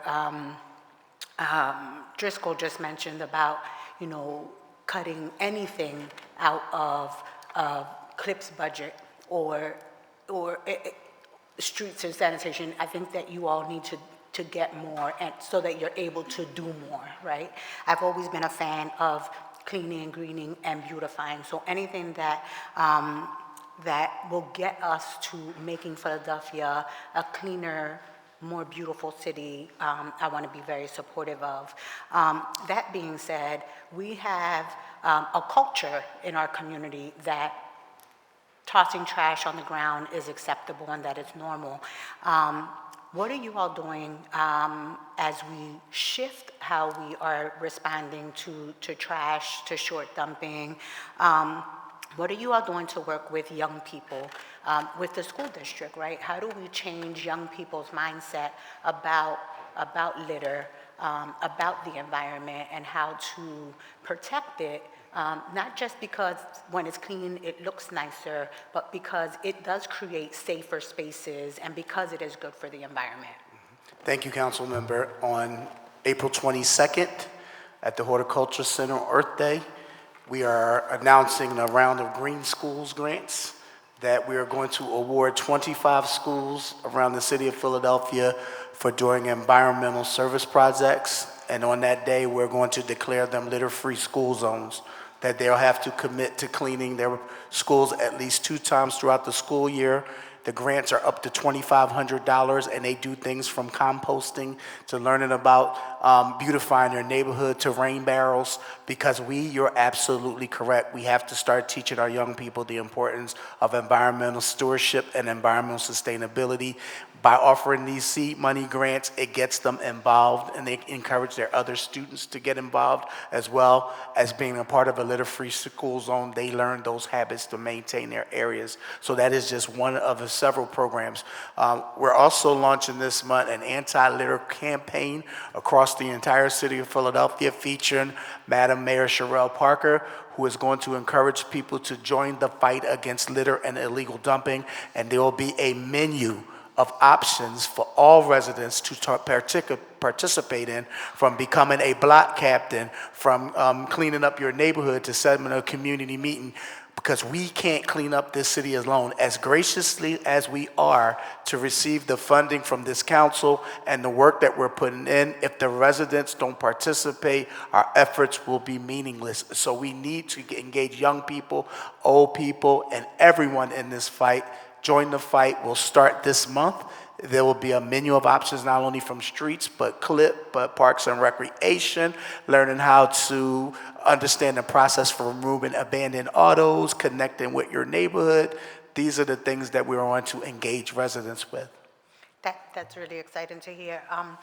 We have started to post photos of different crews cleaning in different places, and it has been really successful in how community residents have responded to it. Right, the amount of support that we have received, and it's not us, it's not my office, right? It's streets and sanitation crews, it's CLIP crews out there, there's SEPTA crews.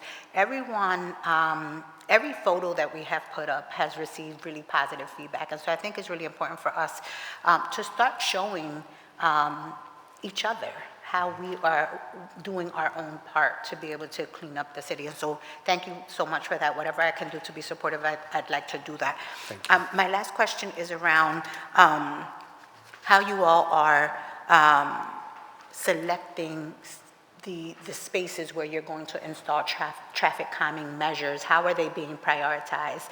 I know that when I first arrived here, I requested for my district to prioritize spaces around schools and churches and rec centers, parks, that kind of stuff. But my list of residential requests has blown up. And so how are we prioritizing how calming measures are installed aside from that schools, recs, churches, and senior spaces? Sure.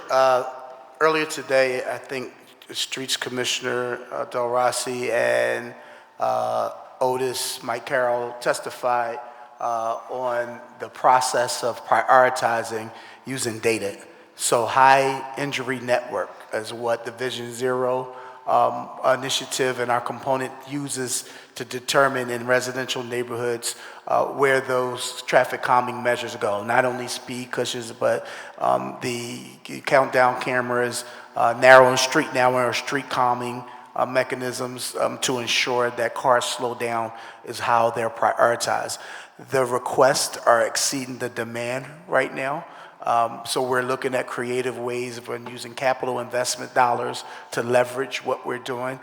We thought that schools, as you stated, and rec centers should receive high priority just because of the sheer nature of children and volume of people who use those pedestrian walkways daily.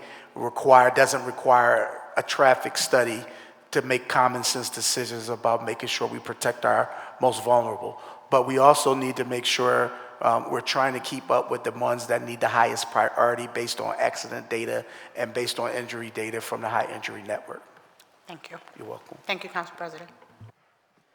Thank you. The chair recognizes Rue Landau. Thank you. Thank you so much. I'll be brief because I'm a huge fan of you guys. So I'm going to just start with the Energy Authority and sustainability.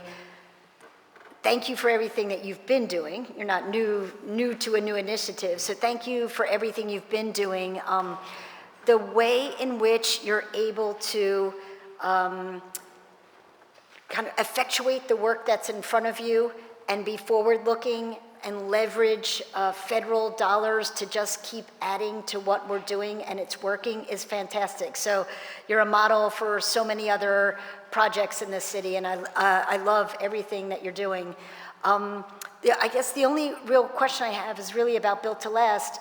And I'm sorry, I did have to step out for a meeting, but how quickly can somebody, if I know you have people on the waiting list now, even when they are approved, how quickly does it work that they get the money to them to, go ahead, look at that, home repair is community care, we love it. How quickly can you make that happen to repair the homes? Thank you so much for that question, Councilmember. Unfortunately, people that join the wait list today are unfunded. So we are getting through the wait list fairly slowly because the funding we're using is the whole home repair funding. So we have total funding for 500 people, and that's sort of the level that we've scaled up to in our infrastructure. We just brought on some additional contracts to help us scale to the next level because we're hoping we'll be able to find additional funding to work through that wait list. At the moment, the people at the bottom of the wait list, we're kind of expecting, somewhere in the neighborhood of 2 years before we get there. So it is certainly not an emergency program. Our hope is that if they have an emergency need, we can direct them to another program that either doesn't have a wait list or something like basic systems repair that is intended to be an emergency program to get that immediate thing. But that's, of course, why we're in front of you today and hope to find some additional funding that we can leverage to get through that faster. How fast is the process when they're at the top of the list, though? The whole process, start to finish, takes about 5 months. The average home is getting anywhere from $40,000 to $60,000 total in repairs. They leverage 4 to 6 programs in addition to ours. And so we sort of do one application, we put them all together, we order the construction in a way that optimizes the dollars that each program can put into it. And so that's kind of the basics. Once they've got all their paperwork in, and many of them have already been through BSRP by the time they get to us, and so we're able to move that pretty quickly. We do a single holistic home audit to figure out what are all of the issues that are present in that home. We put together a scope of work and then sort of match that with all of the programs that can fund it, and then Built to Last fills in the gaps. So we contribute, on average, about $18,000 per home. I love this. Thank you. Keep doing everything you're doing. Absolutely love it. Just 2 quick Clean and Green questions. The first one is, while you're doing, first of all, I see the next video that we're going to make is going to be you in the trash truck knocking down the silos, Mr. Williams.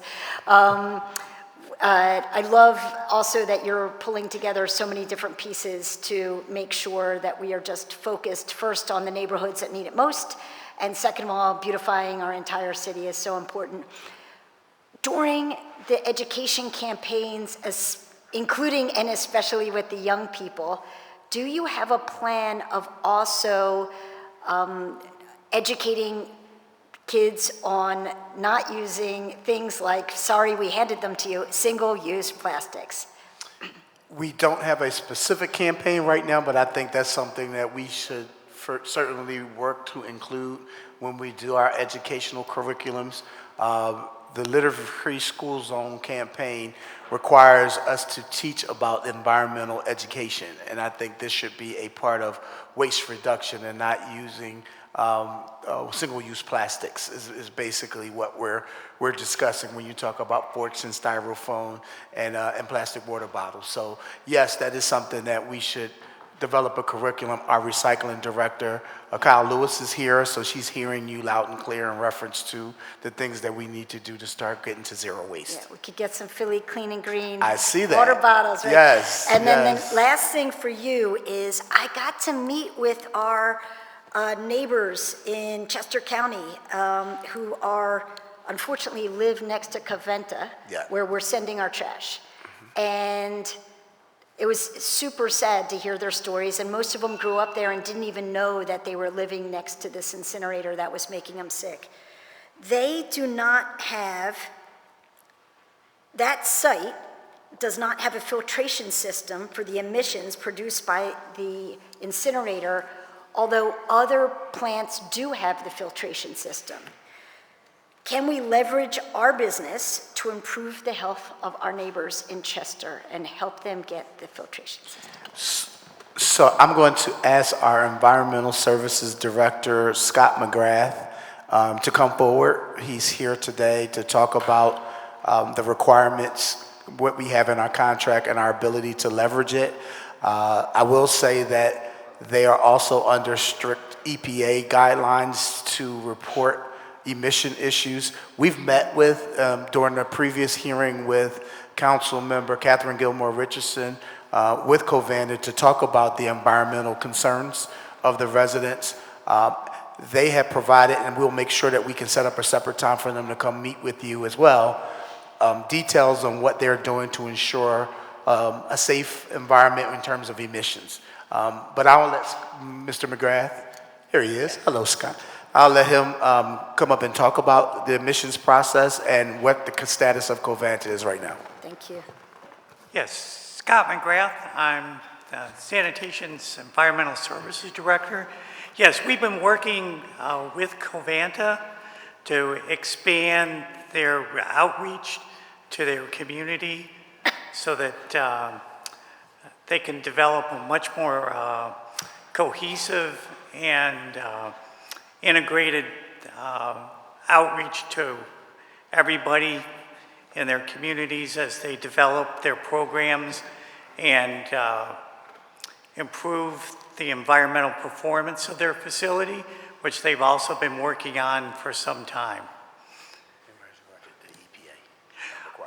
Oh, they also have been working very closely with both the state and US EPA.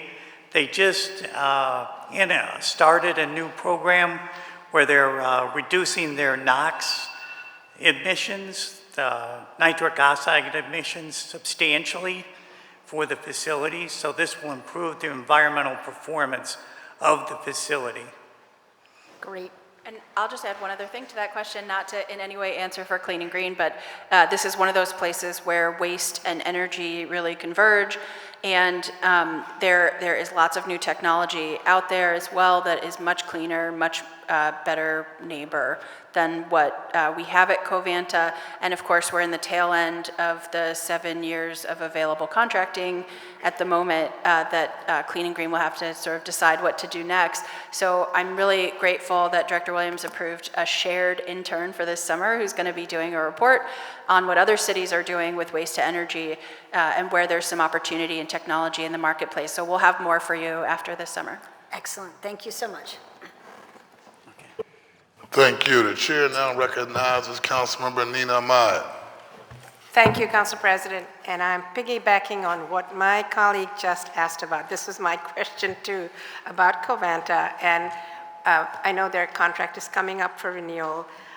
Really a more global question about whether trash incineration is the way to go at all. And you kind of alluded to that. And we in Pennsylvania have, not that landfills are the best option, but we have a lot of available landfill opportunities. So I have no idea why we even have a contract with Covanta. This is just not new. We should, yeah, that's right. So Chester is one of the worst environmental racism examples in the nation. So I think for us as Philadelphia, we should be on the forefront of stopping this, right? We need to really look at that. So thank you.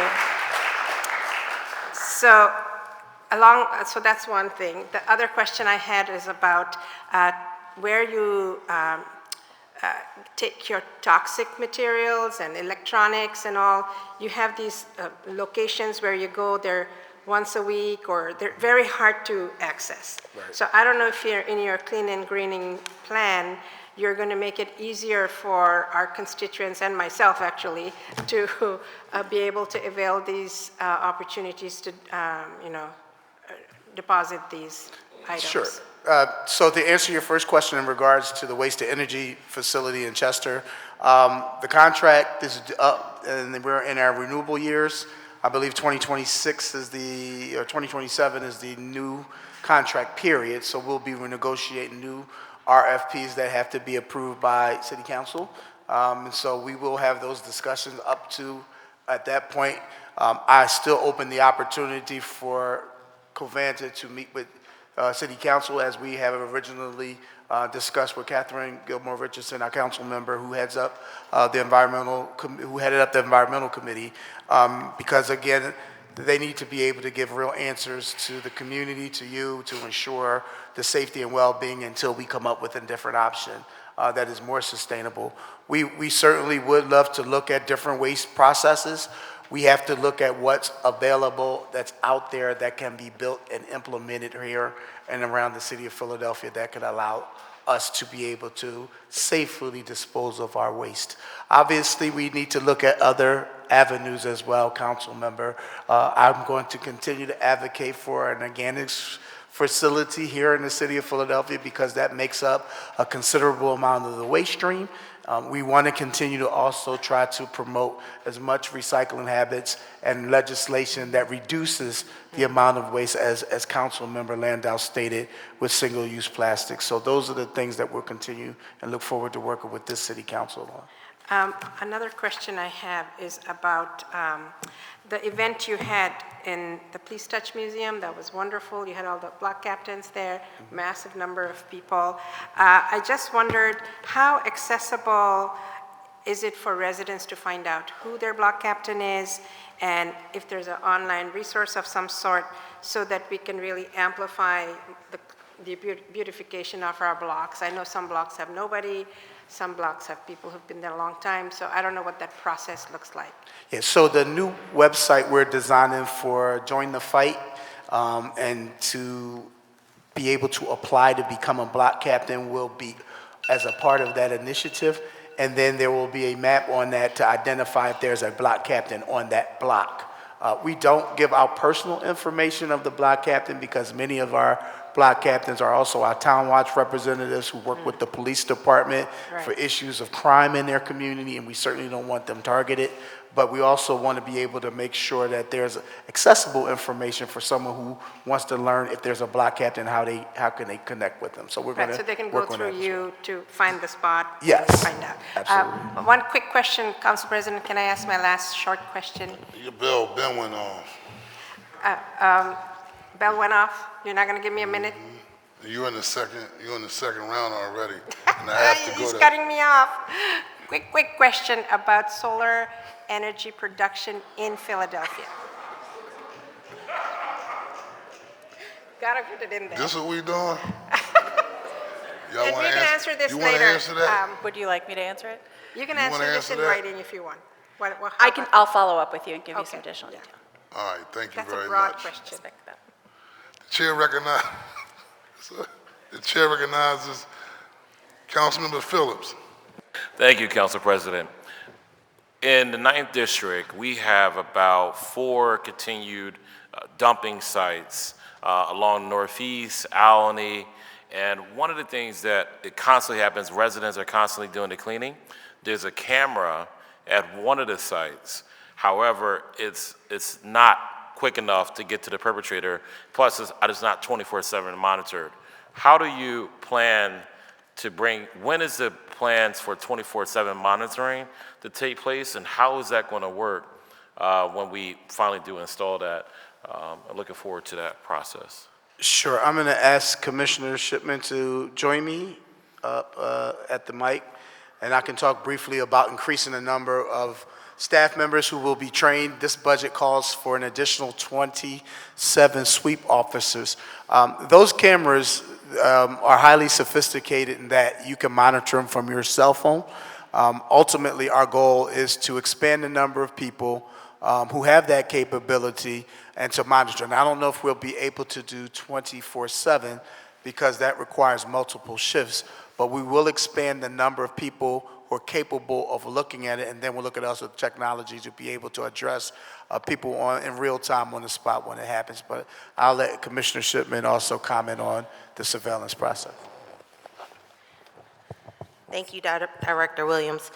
Councilman Phillips, Council President, we do have a number of employees at present who, I'm sorry? I get 10 Thank seconds after that. you. Thank you. We do have a number of employees at present who staff our surveillance camera network, but we are expanding that to add additional employees. And the hope would be that we have a wider range of hours where we're actually physically looking live as opposed to looking at those cameras after the fact to capture folks.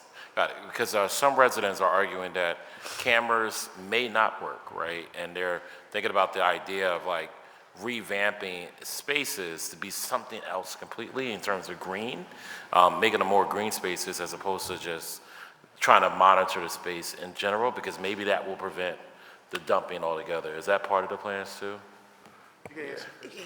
Yes, that is definitely part of that whole, the whole concept of the Okay. cleaning and greening is to be able to get us to that point where after Okay. we've cleaned it, we could, make those spaces available for other uses. And we will be back at some point in the city of Philadelphia with the entire city receiving mechanical street sweeping. Is that correct? Talk about that, yes. Hopefully. I'm ready for it. So part of the residential cleaning program gives us that opportunity to do the entire city. Some areas don't require weekly collections, some weekly cleaning, others do. So the citywide district cleaning will include street sweeping as well as hand cleaning as well. So it won't be on the same interval as our current routes in the city of Philadelphia, and we're going to continue to expand that with signing and posting and people moving their cars. The residential district cleaning will also have mechanical street sweeping as well. Some areas of the city may require once a week, others may require once a month, others may require once every other month. We'll put these areas on intervals based on the litter index and data driven. Got you. And then in other counties such as Bucks County, Montgomery County, things like dumping, when they happen, it's like a big deal, right? And the county immediately comes rushing, like, racing police officers to clean it up. Are we going to be able to have like this level of service level agreements where when dumping happens, there's just like this race to clean it up, where it's like systematic that the city knows, the residents know that the city's going to take care of it right away? Yeah, I'll speak to it first and then let Commissioner Shipman talk about the expanded number of illegal dumping crews we have. The goal, again, is to be proactive so that residents don't have to report it. The Community Appearance Index requires us to look at areas and locations and target our resources to address those issues proactively. So we shouldn't have to wait till someone calls it in. We should already know in advance where it is and collect it before they even see it. Just like graffiti, the more you leave it, the longer you leave it, the more it will become prevalent and others will be invited to come there. The same thing with illegal dumping. The faster or longer it stays, whether it's 1 bag, 3 bags, or a whole construction debris, that invites other people to do it, and we want to eliminate that. First, we want to catch them, find them, but most importantly, we want to get it cleaned up so it doesn't stay at that location. And you're absolutely correct. Cleaning and greening vacant lots is a priority to deter illegal dumping. Thank you.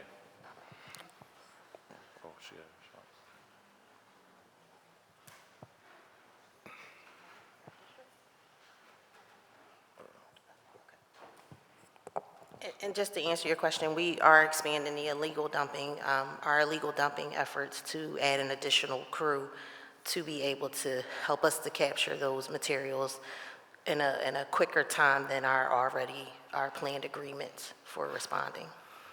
Thank you, Commissioner Shipman and Director Williams. This is very exciting. So, it's like Council President. Thank you. And Commissioner Crystal Jacobs, congratulations. Welcome back to the City Council. Seeing you on the other side. Most people may or may not know, former staffer, and so we watch you work the trenches, and so congratulations, all right? Keep up the good work. Thank you, Council President, and congratulations on your new role. Thank you very much. The chair recognizes Councilmember Jeffrey Young. Thank you, Mr. President. I also want to echo congratulations to Commissioner Shipman as well, and I want to publicly thank Director Carlton Williams because of his efforts in the 5th Council District. In the first, I guess we're in the first 100 days of my term on City Council, we have been out, the Commissioner's Office has been out in our district, I want to say about 5 or 6 times already now, cleaning our district, making sure that... That ain't been the mile. I'm just, listen, Mr. President, you know, you know, your district probably doesn't have as many challenges as some parts of North Philadelphia has. So, you know, working with that office has been a delight, and my team really appreciate the services that you have been able to provide us, and the community, first and foremost, really appreciates it.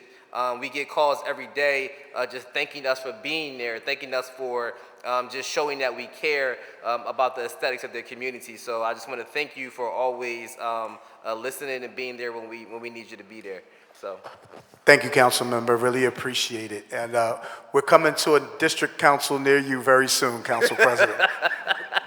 Take your time. It's all love. But I do have questions for the Office of Sustainability. My questions is around the Food Policy Advisory Council and just matters regarding that. So in the budget briefing, it looks like that there were some goals to engage people around the Food Policy Advisory Council. The engagement goals slipped almost by 5,000. So can you tell us, tell council why your goals to engage people are lower than previous years? Sure, and I may call up our Deputy Director for Environmental Justice to come up to add a little information to this, but the COVID pandemic definitely set us back, and so this past year we've really been gearing up and getting more involved. We don't right now have a full slate of advisory council members, so that is something that our food policy team is working toward.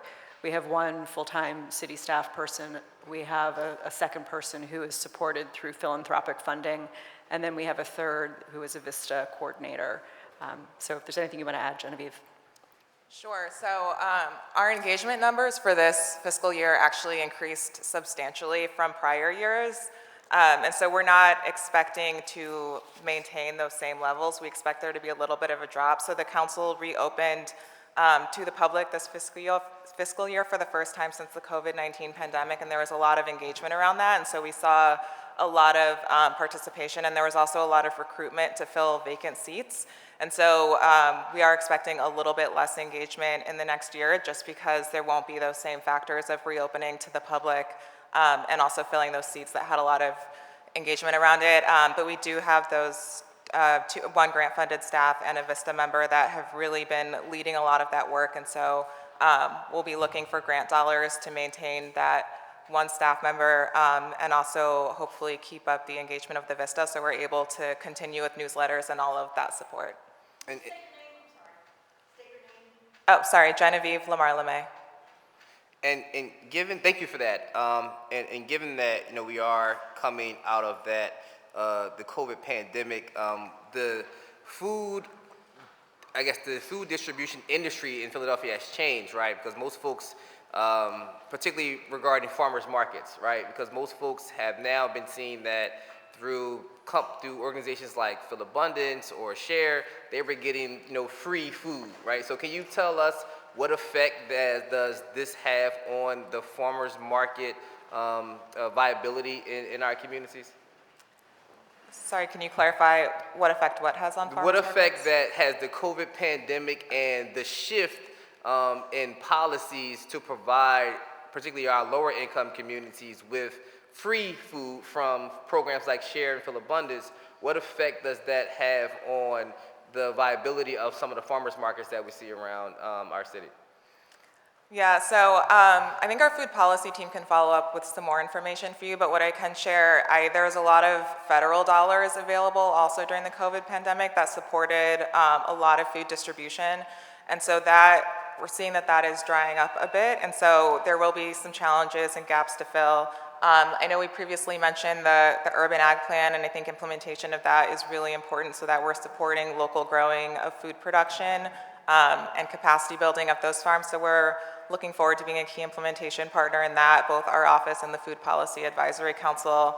And we also have supported a lot of local gardens through our grant fund. So we're seeing a lot of need. The biggest issue folks applied to us for funding for through our Community Resilience and Environmental Justice Fund was for food-related issues. All right, and has your office been coordinating, or what efforts, can you describe to us, what efforts have your office undergone regarding the federal USDA urban farming office that's here in Philadelphia now? Have you guys reached out to them to partner with them to try to, I guess, share resources or spread resources to communities? Yeah, our food policy team is in communications with the state and also federal government. Our food policy program manager is also on the state advisory board, so we have communication going between multiple levels of government. And we also have, as a part of the Food Policy Advisory Council, there's city collaborators, so we have folks from departments across the city that are thinking about strengthening our food system.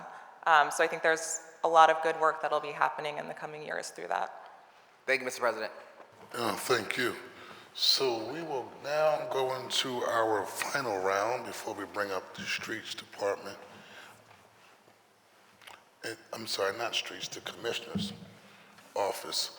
I just had a couple quick questions for Philadelphia Energy Authority. Could you provide for the chair a copy of the Built to Last program, the Solarize program, broken down by councilmanic districts? That would be helpful. Absolutely. I'll share those basic numbers. We gave you the map, but I'll give you actual numbers. If the numbers could be broken down by district. And then now explain to me the difference between the bucket of money and funds for the Solarize program versus Built to Last. Because I do see what Built to Last obviously is a longer wait list, 300 plus homes were addressed. The majority of those were addressed on the tip of my southwest part of my district, not so much the South Philadelphia part of my district, which I'm paying attention to for the equal distribution of resources and support. But in terms of those two buckets of money, what funds are dedicated towards Solarize, which seems is a whole lot that actually has been done versus Built to Last? And then a small part of my next question is regarding, and this was asked in the Streets Department early on, just give us an update on the LED lighting program, your strategy of making sure that process is equitable across the city of Philadelphia, which we've discussed, as well as how you prioritize high crime and public safety areas, areas of high crime when it comes to the LED lighting. And I think also Councilman Jamie Garrier mentioned something that you mentioned to me as well in our meeting, is that most people don't want the bright lights. They want, which I would think they would actually want, but that's not actually the case. And so if you can answer that two-part question. Yes, totally. I'll start with the question about Solarize Philly. So we don't provide any direct subsidy from our city budget to Solarize Philly. So all of the low and moderate income folks that are participating in that program, we found funding through other sources to be able to provide a subsidy for a low and moderate income lease through the Philadelphia Green Capital Corp. So all that's being funded for Solarize Philly is our staff that runs that program. That's run by one heroic staff person. And then support from the Philadelphia Green Capital Corp, which is funded other ways. So the Built to Last funding, the $5 million, is specific for construction and home repair. So that's the first question. Is Solarize non-matching funds from the federal government? So we've done Solarize Philly with actually no federal funding at all. We've been doing it for 7 years now. And that 2,700 person number, there's a very small number of those folks that are part of Built to Last. So when we do solar, we do it through the Solarize program. They get a $0 lease. And then the rest of it is self-funded, so it's really homeowners taking on either solar loans or home equity loans to fund it. So we've gotten $50 million from the private marketplace to fund these projects, and they do it because solar is cheaper than their PICO bill. It's really a great deal. Understood. So that's the first question. And then second question is about the streetlight improvement project. So a couple things here. So one is just on the color temperature of the lights, the whiteness and then the brightness. So first there, we did really vast community engagement on this when we were deciding which fixture was the right move. So we did 15 installs around the city in all council districts, plus a couple of different types of situations to compare a 3,000 K fixture, which is kind of a warmer, yellower fixture, to a 4,000 K, which is what the streets department had been using previously, which is a whiter, kind of bluer color. We got over I think it was 400 responses, 500 responses from folks, and it was literally 50-50. And so what we learned from talking to people out on the street with Rich Montanez and Streets Department and other folks was that the reason people were saying they wanted the whiter was because they felt like it was brighter. And they, these were more often higher crime areas and areas where people felt like it needed to be brighter. The yellow color is just as bright, actually. It's just a little easier on the eyes. And so we ended up picking the warmer color temperature, that 3,000 K. We've heard from a lot of people around the city that got like a pilot fixture from the streets department before we started installing, and saying that they're too bright.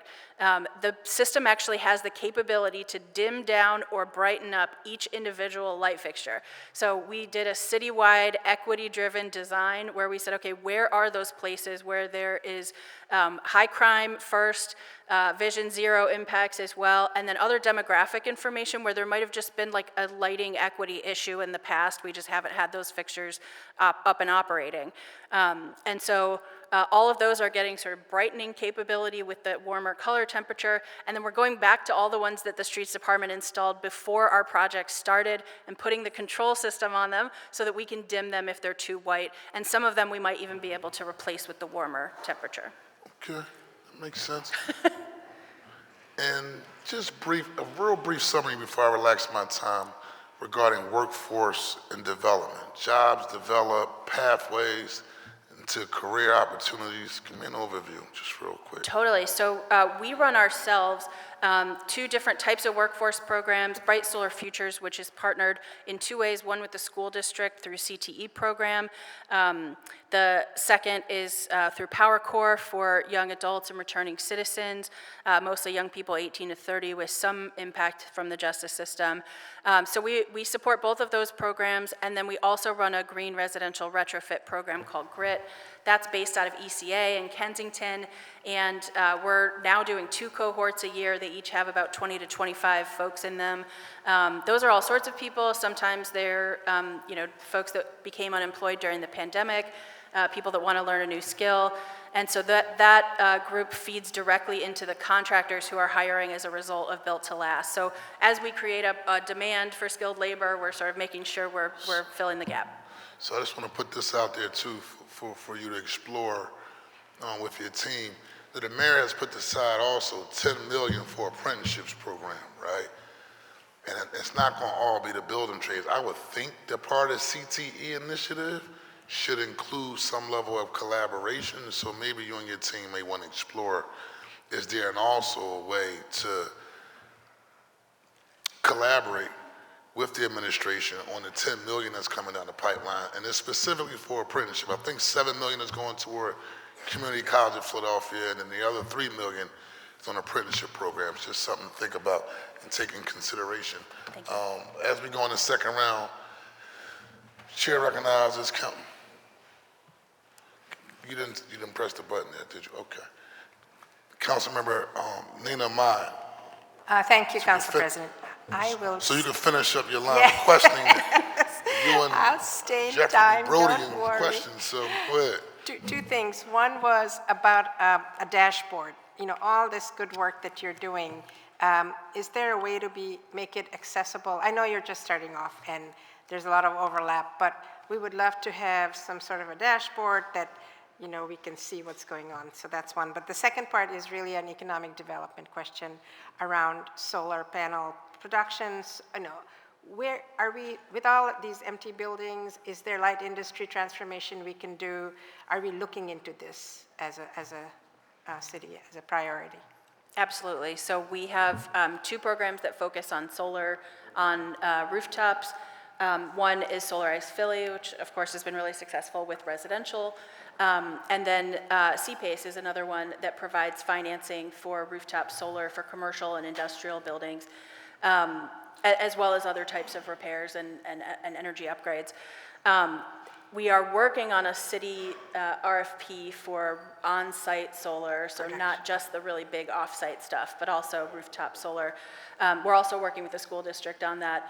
The challenges, I think, come with regulatory issues and with roof conditions, and sometimes even electrical system conditions. So it's not an easy lift, but we're expecting really significant dollars from the federal government to help solve some of those problems. Solar for All, which is one of the components, a $7 billion component of the EPA's Greenhouse Gas Reduction Fund, is awarding up to $250 million per application, and we were part of one with the state to expand Solarize Philly statewide, and that could provide as much as $113 million to southeastern PA through the Philadelphia Green Capital Corp. So that'll provide actual subsidy for us to not just do the light touch as we talked about, but to get even a deeper subsidy so that you know, folks that have those kinds of roof conditions or other types of issues are able to add solar as well. And I will say rooftop solar is one of the best job creators of anything. You cannot replace that labor.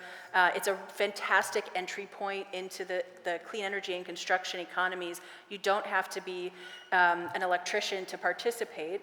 And so we've been able to sort of get people this introduction, and then it's the perfect pathway to join a union apprenticeship program or to, you know, become part of the building trades later. Thank you. So my question also was about the production of the panels. This was solarizing using, from what I understand, China makes most of it, we assemble here, right? I was trying to change that paradigm. Yeah, part of the bipartisan infrastructure law was to provide some resources for American manufacturing of solar panels and other equipment that's related. In the past, our Commerce Department has not had a unit focused on energy, but I know that's something they've talked about and are thinking about going forward so that as these manufacturing opportunities come up, Philadelphia can compete for them. Right now, I don't think there's any sort of regional look for manufacturing, but we expect that to happen, especially as the federal government requires Buy American for additional tax credits. Thank you. Thank you. On time. Thank you. The chair recognizes Councilmember Jim Harrigy. Got to have a little fun when you can, right? I actually have no questions. I just want to show how things work out. I live about a block and a half from the K&A stop. It's actually a block, but if you go down to the little street, it's about another half a block. And in the last couple of months, they've really been banging down at K&A. They've been cleaning it up. It really looks really good. But I'll be honest, I've hardly ever seen anybody come down my street cleaning on the little streets off to the side. And it feels so good when neighbors start texting you out of the blue, look at this.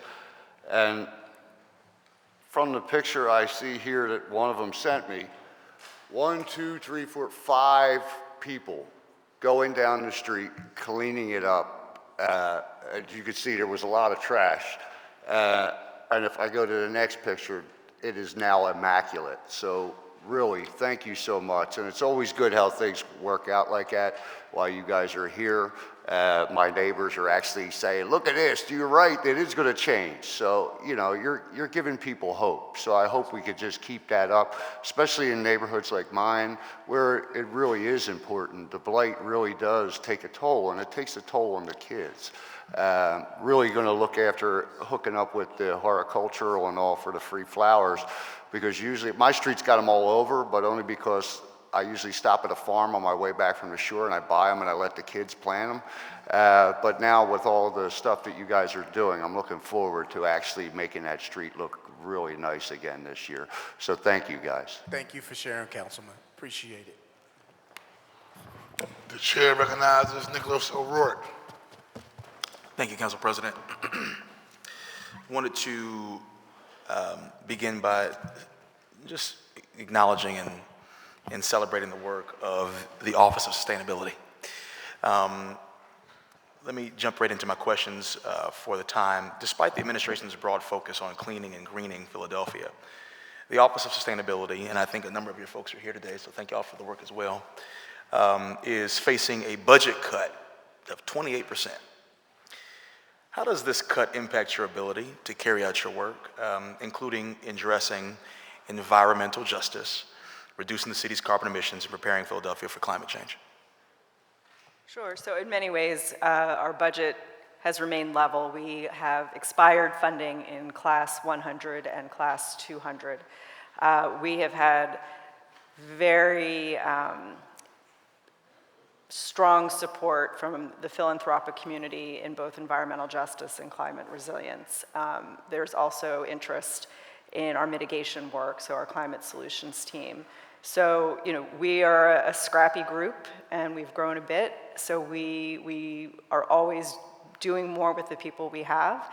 But we are looking, of course, with the Inflation Reduction Act funding, the William Penn Foundation and other funders in the space have been helping.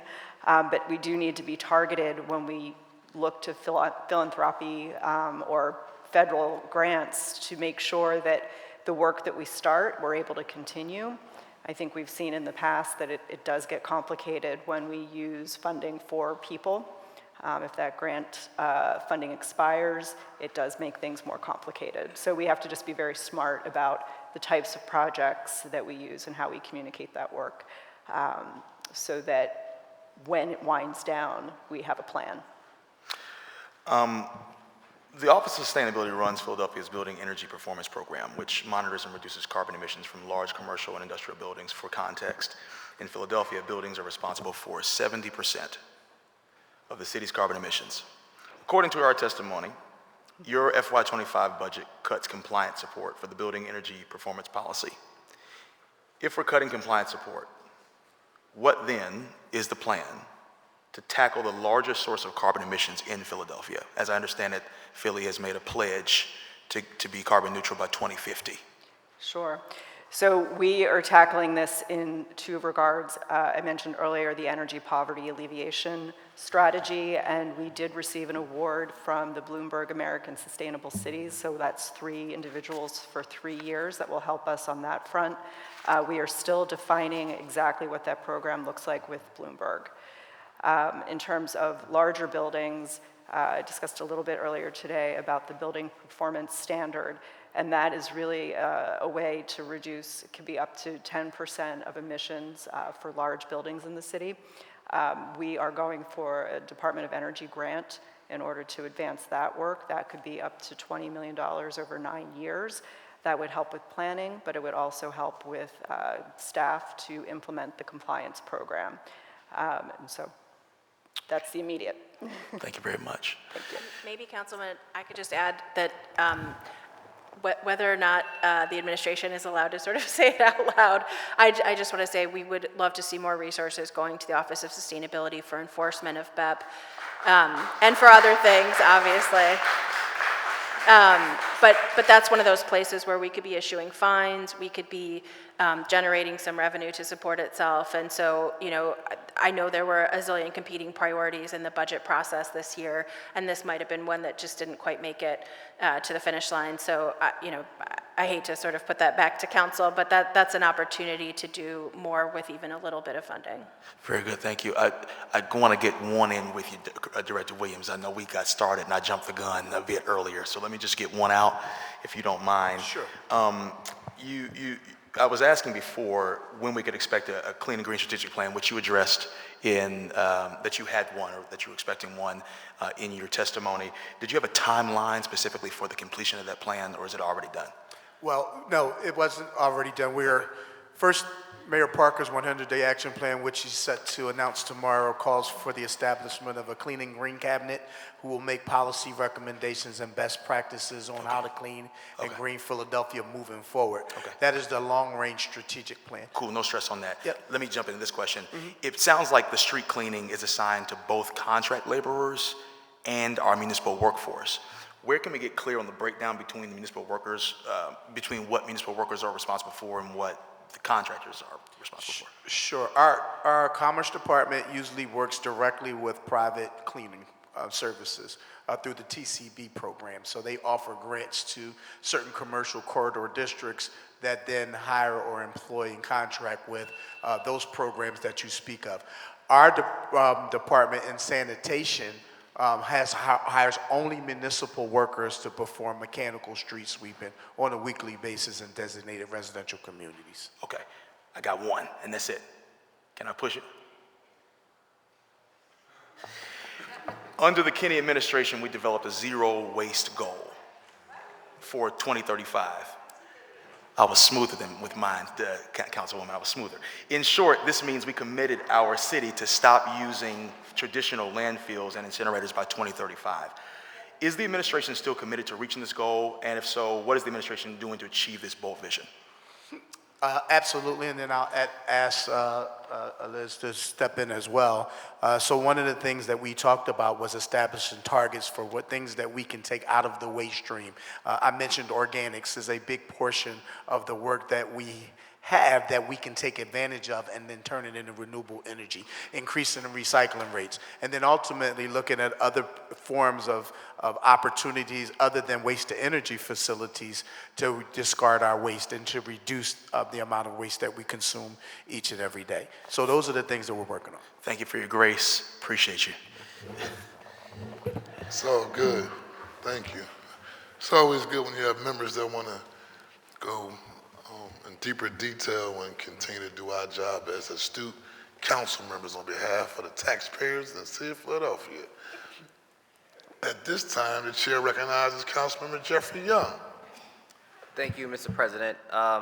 Just a quick question for Director Williams. I know the office is clean and green, so in noting that our city has a lot of particularly my district, we have a lot of city-owned vacant land, and that sometimes community members have decided to fence them off to make them their own privately owned lots or side yards or whatever.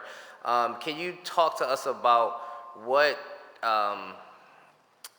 what challenges you have been finding in trying to, clean these vacant lots in our cities, and what resources that are necessary to help, keep for the greening part of our of the mayor's plan?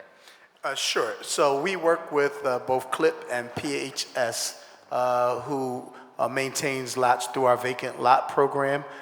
So much of the funding will be utilized to try to address and expand the number of lots. But I think what's important that was talked about and discussed in council earlier is that we transform those lots into green usable space. And I think that's the next step for us to begin the planning process of what do we do with all of those lots that we have that are currently unoccupied, because then they become targets for illegal dumping and other misuse. So I think we need to come up, and we will develop a plan to address those issues, working with our collaborative partners, and to be able to change those areas into usable space, and certainly working with City Council to figure out how do we put those lots in the hands of responsible residents and businesses to transform those areas. Thank you, Mr. President. Okay, that's it. We want to thank all of you for taking time out of your schedule and being here today, and we look forward to continuing working with you as we make a safer, cleaner, greener city with economic opportunity for everyone. And so, thank you very much for your time. Thank you, Council President. You're welcome. Thank you, council members. Next, we have up City Commissioner Omar Sabir.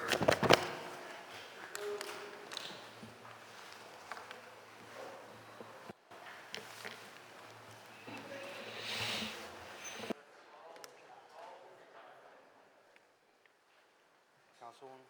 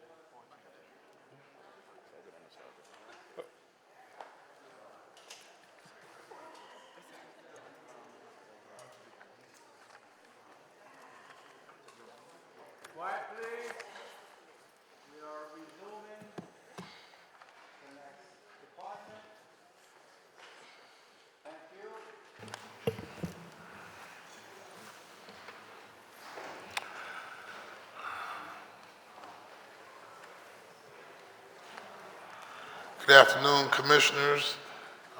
Thank you for taking time out of your schedule being here today. And I want to say it's always good to see you. Hey, have a good one. Shout out to Philly Thrive, y'all. Give them a round of applause. Always in the front line. We appreciate y'all.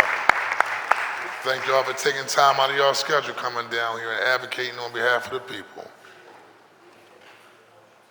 Commissioner, just state your name and title for the record, and please begin your testimony.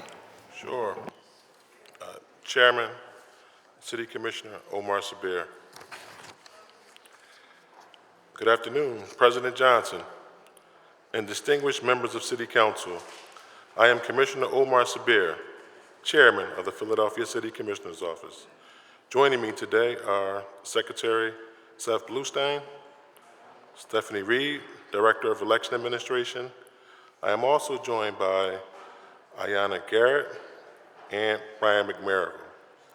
I'm also joined by Vincent Goins, who is my Chief Deputy, who was also the student of Councilmember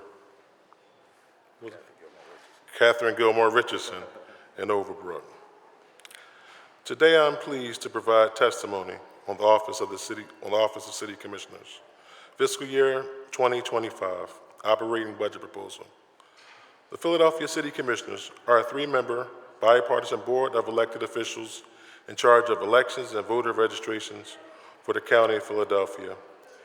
Each commissioner is elected to serve a four-year term that coincides with the municipal election cycle for the mayor and city council.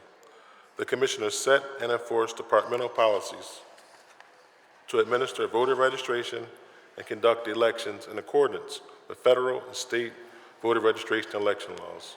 The role of the city commissioner was created by the Pennsylvania Assembly in 1711 with the focus on taxation, and they have held various regulatory powers throughout the centuries. The commissioner started maintaining voting lists in 1799 and took on more election-related responsibilities, but didn't emerge in their current form until the adoption of Philadelphia's Home Rule Charter in 1951. Today, I am presenting you a proposed budget for fiscal year 2025, totaling $32.9. Notably, our office is planning two elections in a presidential election year, one being only 2 weeks away and the other in 7 short months. Our proposed budget reflects increased resources required to effectively and efficiently manage increased voter participation and a greater need for the community support and engagement associated with this election year. This year, our board plans to open up 10 permanent satellite election offices, which will increase access to critical voter services, providing convenience to voters in districts-based locations. The first of these centers open on Tuesday, April the 2nd, and we expect an additional 9 over the next few months. We will also be expanding our permanent mail-in drop box location, making it easier for voters to submit their mail ballots back to the County Board of Elections. Additionally, we are continuing on-site security enhancements at our election warehouse, staffing nearly 700 polling locations across the city, sharing public information about voter participation, increasing direct voter outreach and engagement, and filling critical executive and county board of election positions. To highlight, the proposed budget is an increase of $3,746,830 over fiscal year 2024. Our estimated obligation levels. The proposed budget is comprised of $11.2 million in payroll, $8.2 million in contractual service, an increase of $4,682,864 over fiscal year 2024, and $3.4 million in materials and equipment, a decrease of $306,034 for fiscal year 2024. The department is requesting 186 budgeted positions for fiscal year 2025, remaining with the level with fiscal year 2024. I know that everyone in the room understands how important elections are. and that the eyes of the nation and world will be watching our elections and our election process. I know each of you are committed to a safe, secure, and free election, as we are.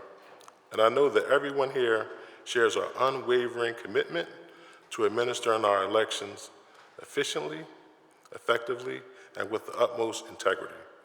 The resources we are requesting are critical to accomplishing these goals. Before I close, I would be remiss if I did not thank the County Board of Election staff that work tirelessly and professionally on elections. We owe them the hundreds, thousands of poll workers who help run our elections. That was just typos.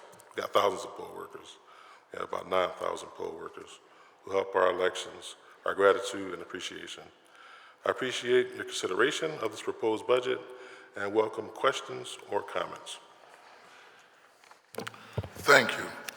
And before I get started, I just want to thank you for your service. I know you are under a lot of tremendous amount of pressure on the world stage.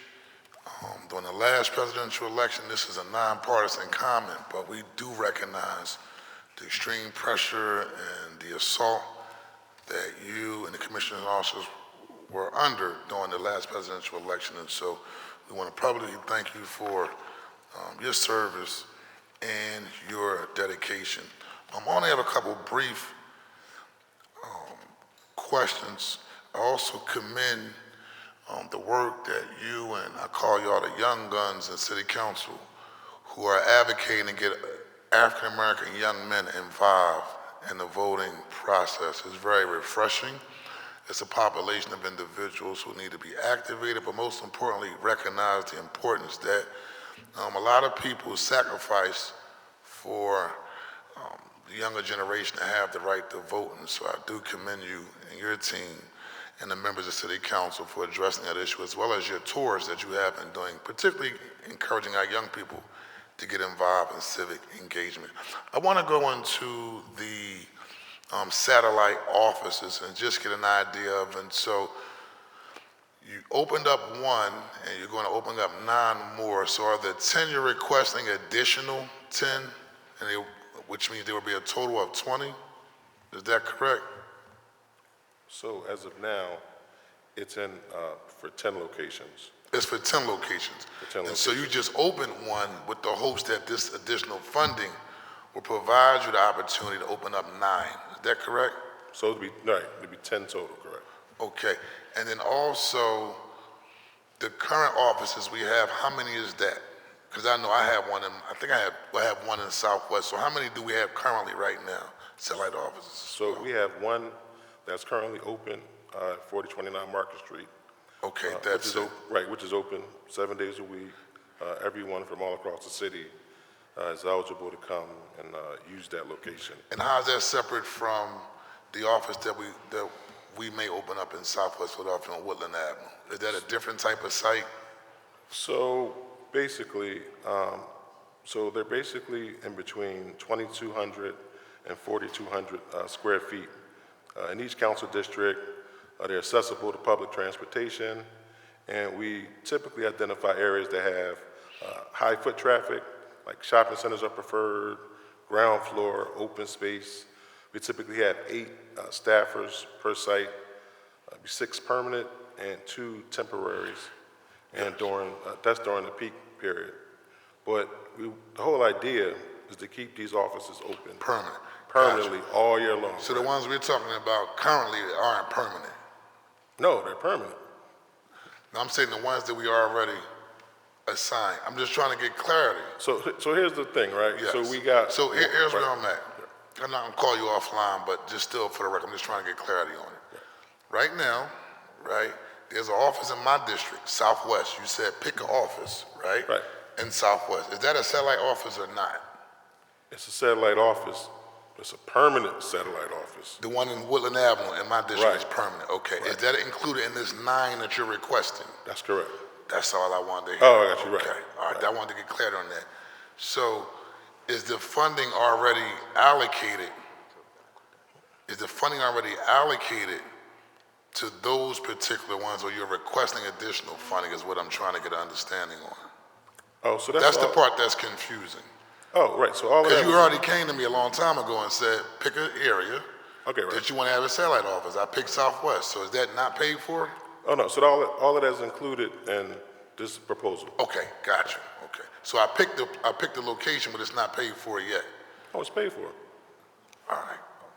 In this proposal. Okay.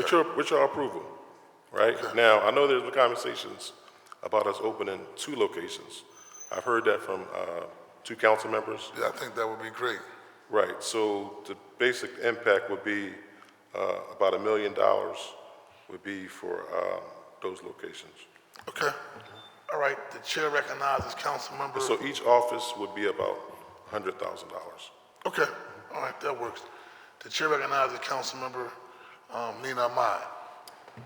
Thank you, Council President. Eid Mubarak. Eid Kareem. Oh, Brother Sabir, how are you? Thank you for all of you for being here.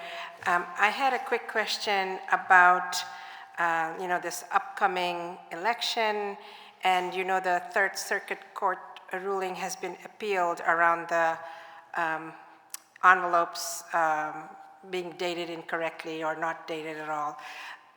It's supposed to not impact us for the primary, but if this were to hold, are you prepared for this, and how are we going to respond? Because I know there are going to be people who are going to not put the date on, right? So are you sort of putting into your budget outreach and, curing the ballots, that piece? And the second question I have, which you and I have already talked about, is, support in nursing homes and rehabilitation facilities for completing the ballots, because that's a complicated process. It's not straightforward. We need somebody who is assigned to drop pick, and they also need help with just filling the ballot. So those are my 2 questions. Thank you. Sure, so if it's a legal response to that, we have our solicitor here, Allison. You want to come up and address that about the undated?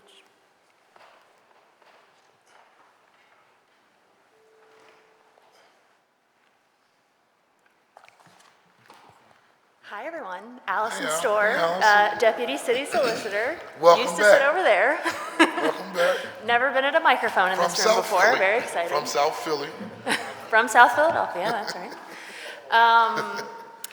Yeah, in regards to the incorrectly and undated ballot litigation, we actually just filed, along with the Secretary of the Commonwealth, a petition for en banc panel rehearing in that case.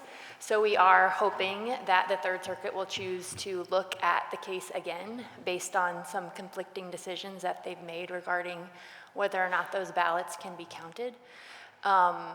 So it is an ongoing matter, and I'll be drafting advice on how to deal with those ballots and the envelopes in which the dates are indicated, and how we can make sure that we're doing everything we can to make sure all Philadelphians' votes count in this election.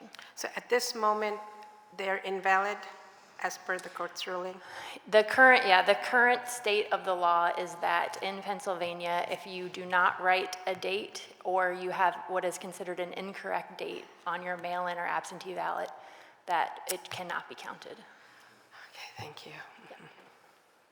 So that was pretty much the legal sort of part, but we're going to have an unprecedented amount of outreach. Our communications plan, we plan on having, I believe it's $1.4 million RFP that's going to be dedicated to public outreach. We hired a new comms director, Michael Lee, so we're definitely gearing up. You're going to see an unprecedented amount of outreach from the commissioner's office.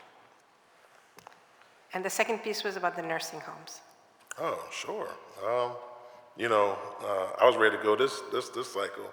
But again, whatever it is what we need to do, we partnered with Council President's office in 2020, where he outlined every nursing home inside his district. His staff gave us a key contact person, and we dropped off the mail-in ballot applications, and then we picked up the completed ones. So he made a list of everyone in his district. We did the coordination. So I definitely look forward to working with all the district council members for doing that. All right, thank you. Thank you, Council President. You're welcome. The chair recognizes Nick O'Rourke. Thank you, Council President. And let me add my voice to the chorus of those who are immensely grateful to the Commissioner's Office for all of the great work that y'all have done and the pressure that you have been under at an interesting time within our classically Western democracy. Let me jump into my questions. In the last few years, I've been excited to see voting materials, announcements, and guides translated into Chinese to align with the Voting Rights Act. And though the communities that speak other common languages in Philly, like Vietnamese or Haitian Creole, they don't reach the population thresholds to require strict VRA compliance. I'm glad to see that voter guides and ballot questions are available for 9 languages online, so that's pretty dope. Still, I'd like to know how this translates into in-person voter engagement, if you don't mind. How have the Commissioner's Office reached into these sizable non-English speaking communities on the ground in the run-up to the 2024 primary, and how are you thinking about the general election as well? Okay, sure. So I'll let Commissioner Bluestein answer that question. He's been doing some unprecedented things with language access in our department. Thank you, sir. Thank you, Mr. Chairman, and thank you, Councilmember, for the question. As part of our language access expansion plan from 2022, we established a language access advisory council with members of the community advising the commissioners on how we can do better to conduct outreach in LEP communities, or limited English proficient communities, including those additional 6 languages that we added to have a total of 9. So we have also hired an engagement specialist in the department focused on reaching out to those communities as well. And we've co-hosted a number of events with different advocacy groups for LEP voters. And we continue to work with the advisory council to expand our outreach as we go into 2024's general election cycle. Okay. I think it's important that we know when and how our plans fall through. No matter how diligent we are in our planning and our implementation, it's always good to take note of that. So could you let me know the number of formal language access complaints or grievances that were filed regarding elections in 2022, if any? Just curious about it. We can certainly get back to you with those numbers. Thank you very much. I remember being outside, 2020 was a wild year, outside the convention center on November 5th, 2020. Partying with folks from all over the political spectrum as ballot counters did their job. I also recall a different crowd across the street who seemed quite upset that Philly's democracy was functioning smoothly. Thank you all for y'all's efforts in on that matter. And they also brought a very different energy that day, and we know that there were 2 guys with long guns. I think I talked about this with you specifically, Commissioner, Chairman, who came up from Virginia with some wild theories about voter fraud that day as well. I say all that to ask this: do you foresee 2024 having flashpoint moments and security concerns similar to what went down in 2020? And as you answer, can you help the public understand, for those here and those who will be watching later or watching now, some of the major lessons taken away from that experience in 2020? Well, first thing, I believe we were sued, maybe Allison could correct me, I believe it was around 40 times by former President Trump's campaign. And we were undefeated, right? I think it was like 40 and 0. And the thing is, this upcoming, are you gonna snap?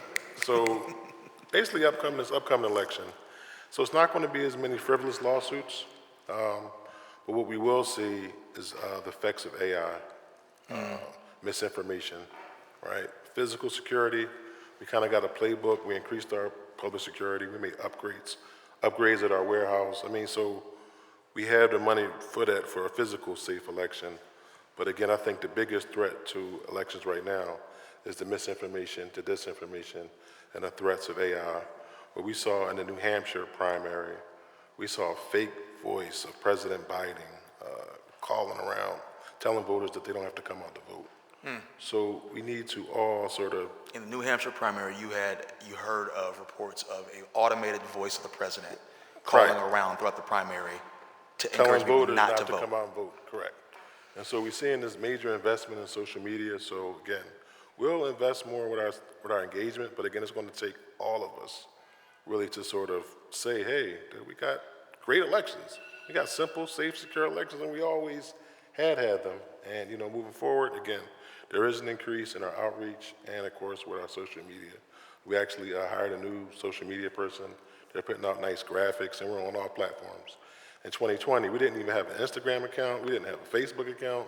So now we're on all three platforms, and we're investing serious resources in that. Thank you. One more question. Yeah, and if you could, before you end, to let people know or announce for the record what the Facebook and the IG handles are, so they know how to access those and get that information. I know that we learn more from social media sometimes than actual websites, so that'd be It's real helpful. simple. At Philly Votes. At Philly Votes, y'all heard Everything that. is Philly Votes, yeah. The availability of mail ballot drop boxes has helped offer Philadelphians more choice in how they cast their ballot, and I'm glad to see the program grow with time. In my view, the more the merrier. Do you think it'd be feasible and advisable to reach a point where there's a drop box in every single ward? What does the ideal layout of drop boxes look like from your point of view as city commissioners, and how does this tie into the new satellite offices that Council President was speaking to being launched around the city? And that'll be my final question. Sure. So each satellite location will have a permanent Dropbox location. So in addition to that, we do mobile staff Dropbox locations. Like this weekend, we partnered up with ShopRite. So we'll have mobile staff there for the last few weekends, where people will actually be there collecting the ballots.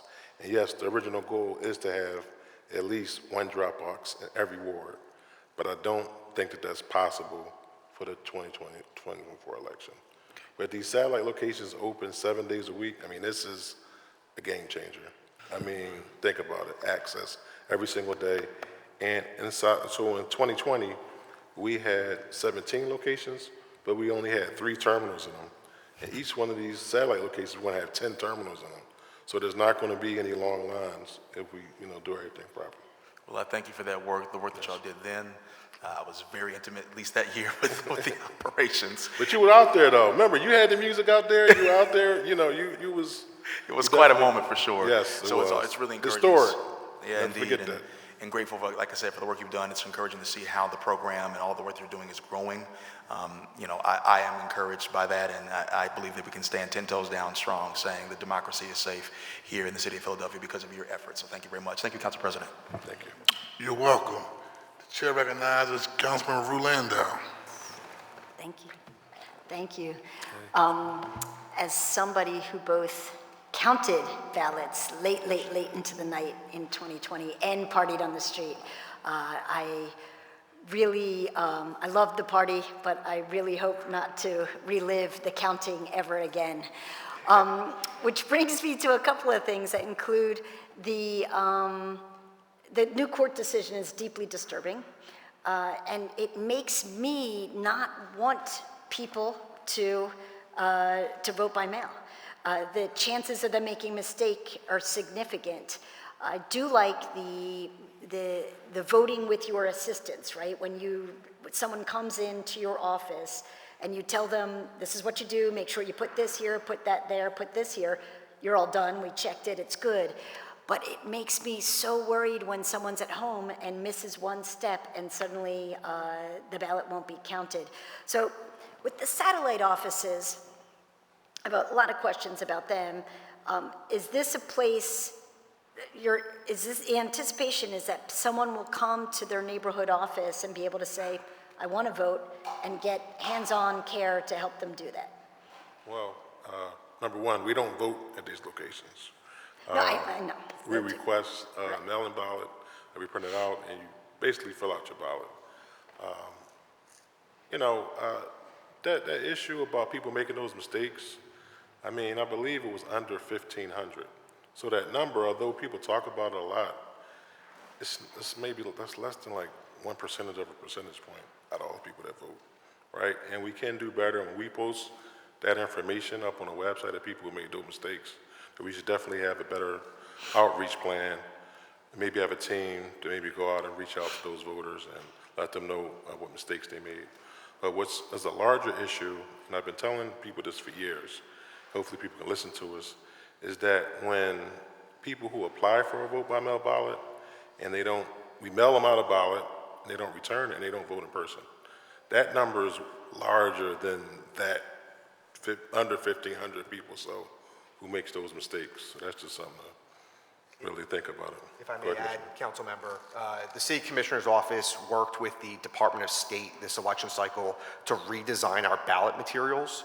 So anybody who requested a mail ballot for this primary will notice that it looks a little bit different.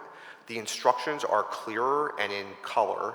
And then the back of the return envelope, we've made it clear where you have to sign and date the envelope and added color to really guide people to that. We've also added punch holes to the envelope, which serves two purposes. It allows us to see if somebody submitted a naked ballot immediately, because we would notice the giant yellow colored secrecy envelope. And then that punch hole is also right above where they have to sign. So somebody with low visibility can find where they have to sign their envelope by feeling where the punch hole is. So all of those factors combined have helped us to mitigate the problem of people not signing and dating the envelope. And we'll get the final numbers after we canvass the votes after this primary, but preliminarily it does look like we are having a positive impact on kind of mitigating those problems. That is excellent news. I'm very proud of you, and thank you so much. Our democracy thanks you. But tell me more about the satellite offices. Why do we need 10 permanent offices for just 2 times of voting per year with so much staff? I love the concept of the pop-ups in neighborhoods and in throughout the city, but I don't understand why they need to be permanent. Sure. I mean, just as a whole, at a time where misinformation and disinformation are rampant within our American election system, it is more important now than ever that accurate information about the voting process and the results are easily accessible by Philadelphians. So when we open up these satellite locations and then they're permanent, it's going to increase voter turnout in disadvantaged communities. It's going to ensure access to vote by mail, in person, and voting are equal across Philadelphia, and it's going to minimize voting confusion and combat disinformation. So in addition to voting all year long, people are going to have their questions. So it'll be someone there alive that they can actually have a conversation with about their elections. People traditionally in the African American community, they like to come and actually talk to somebody, have some conversation with somebody. So us as the commissioners, we want to make it easy for everyone and they know exactly where it's going to be at. When we had those satellite locations in 2020, like we had them and then we closed it. And our constituents were just like, why did y'all close it? I'm like, it was just for the presidency, y'all. But no, this is what the constituents wanted. And so we're trying to definitely do exactly what our constituents are requesting. If I could quickly add, Council Member, what we find with voters is consistency is key. And being able to go back to the same location each election is really important for keeping them engaged in the electoral process. The other thing I would add is it's not entirely new resources required for staffing these. We are able to shift employees from our central location at Delaware and Spring Garden to these offices. So it does feel like there's going to be new permanent offices, but it's not a net add in cost. We are able to shift some resources, so it's not too much of a burden on the budget. Thank you. I have more, but... This is it, so go ahead. Thanks. So about the drop boxes, we currently have 17, do you say? 10? 25. 25, and we think that 73 are needed to ensure equitable distribution of drop boxes throughout the city. Is that right, that number 73? Well, that's what people have recommended.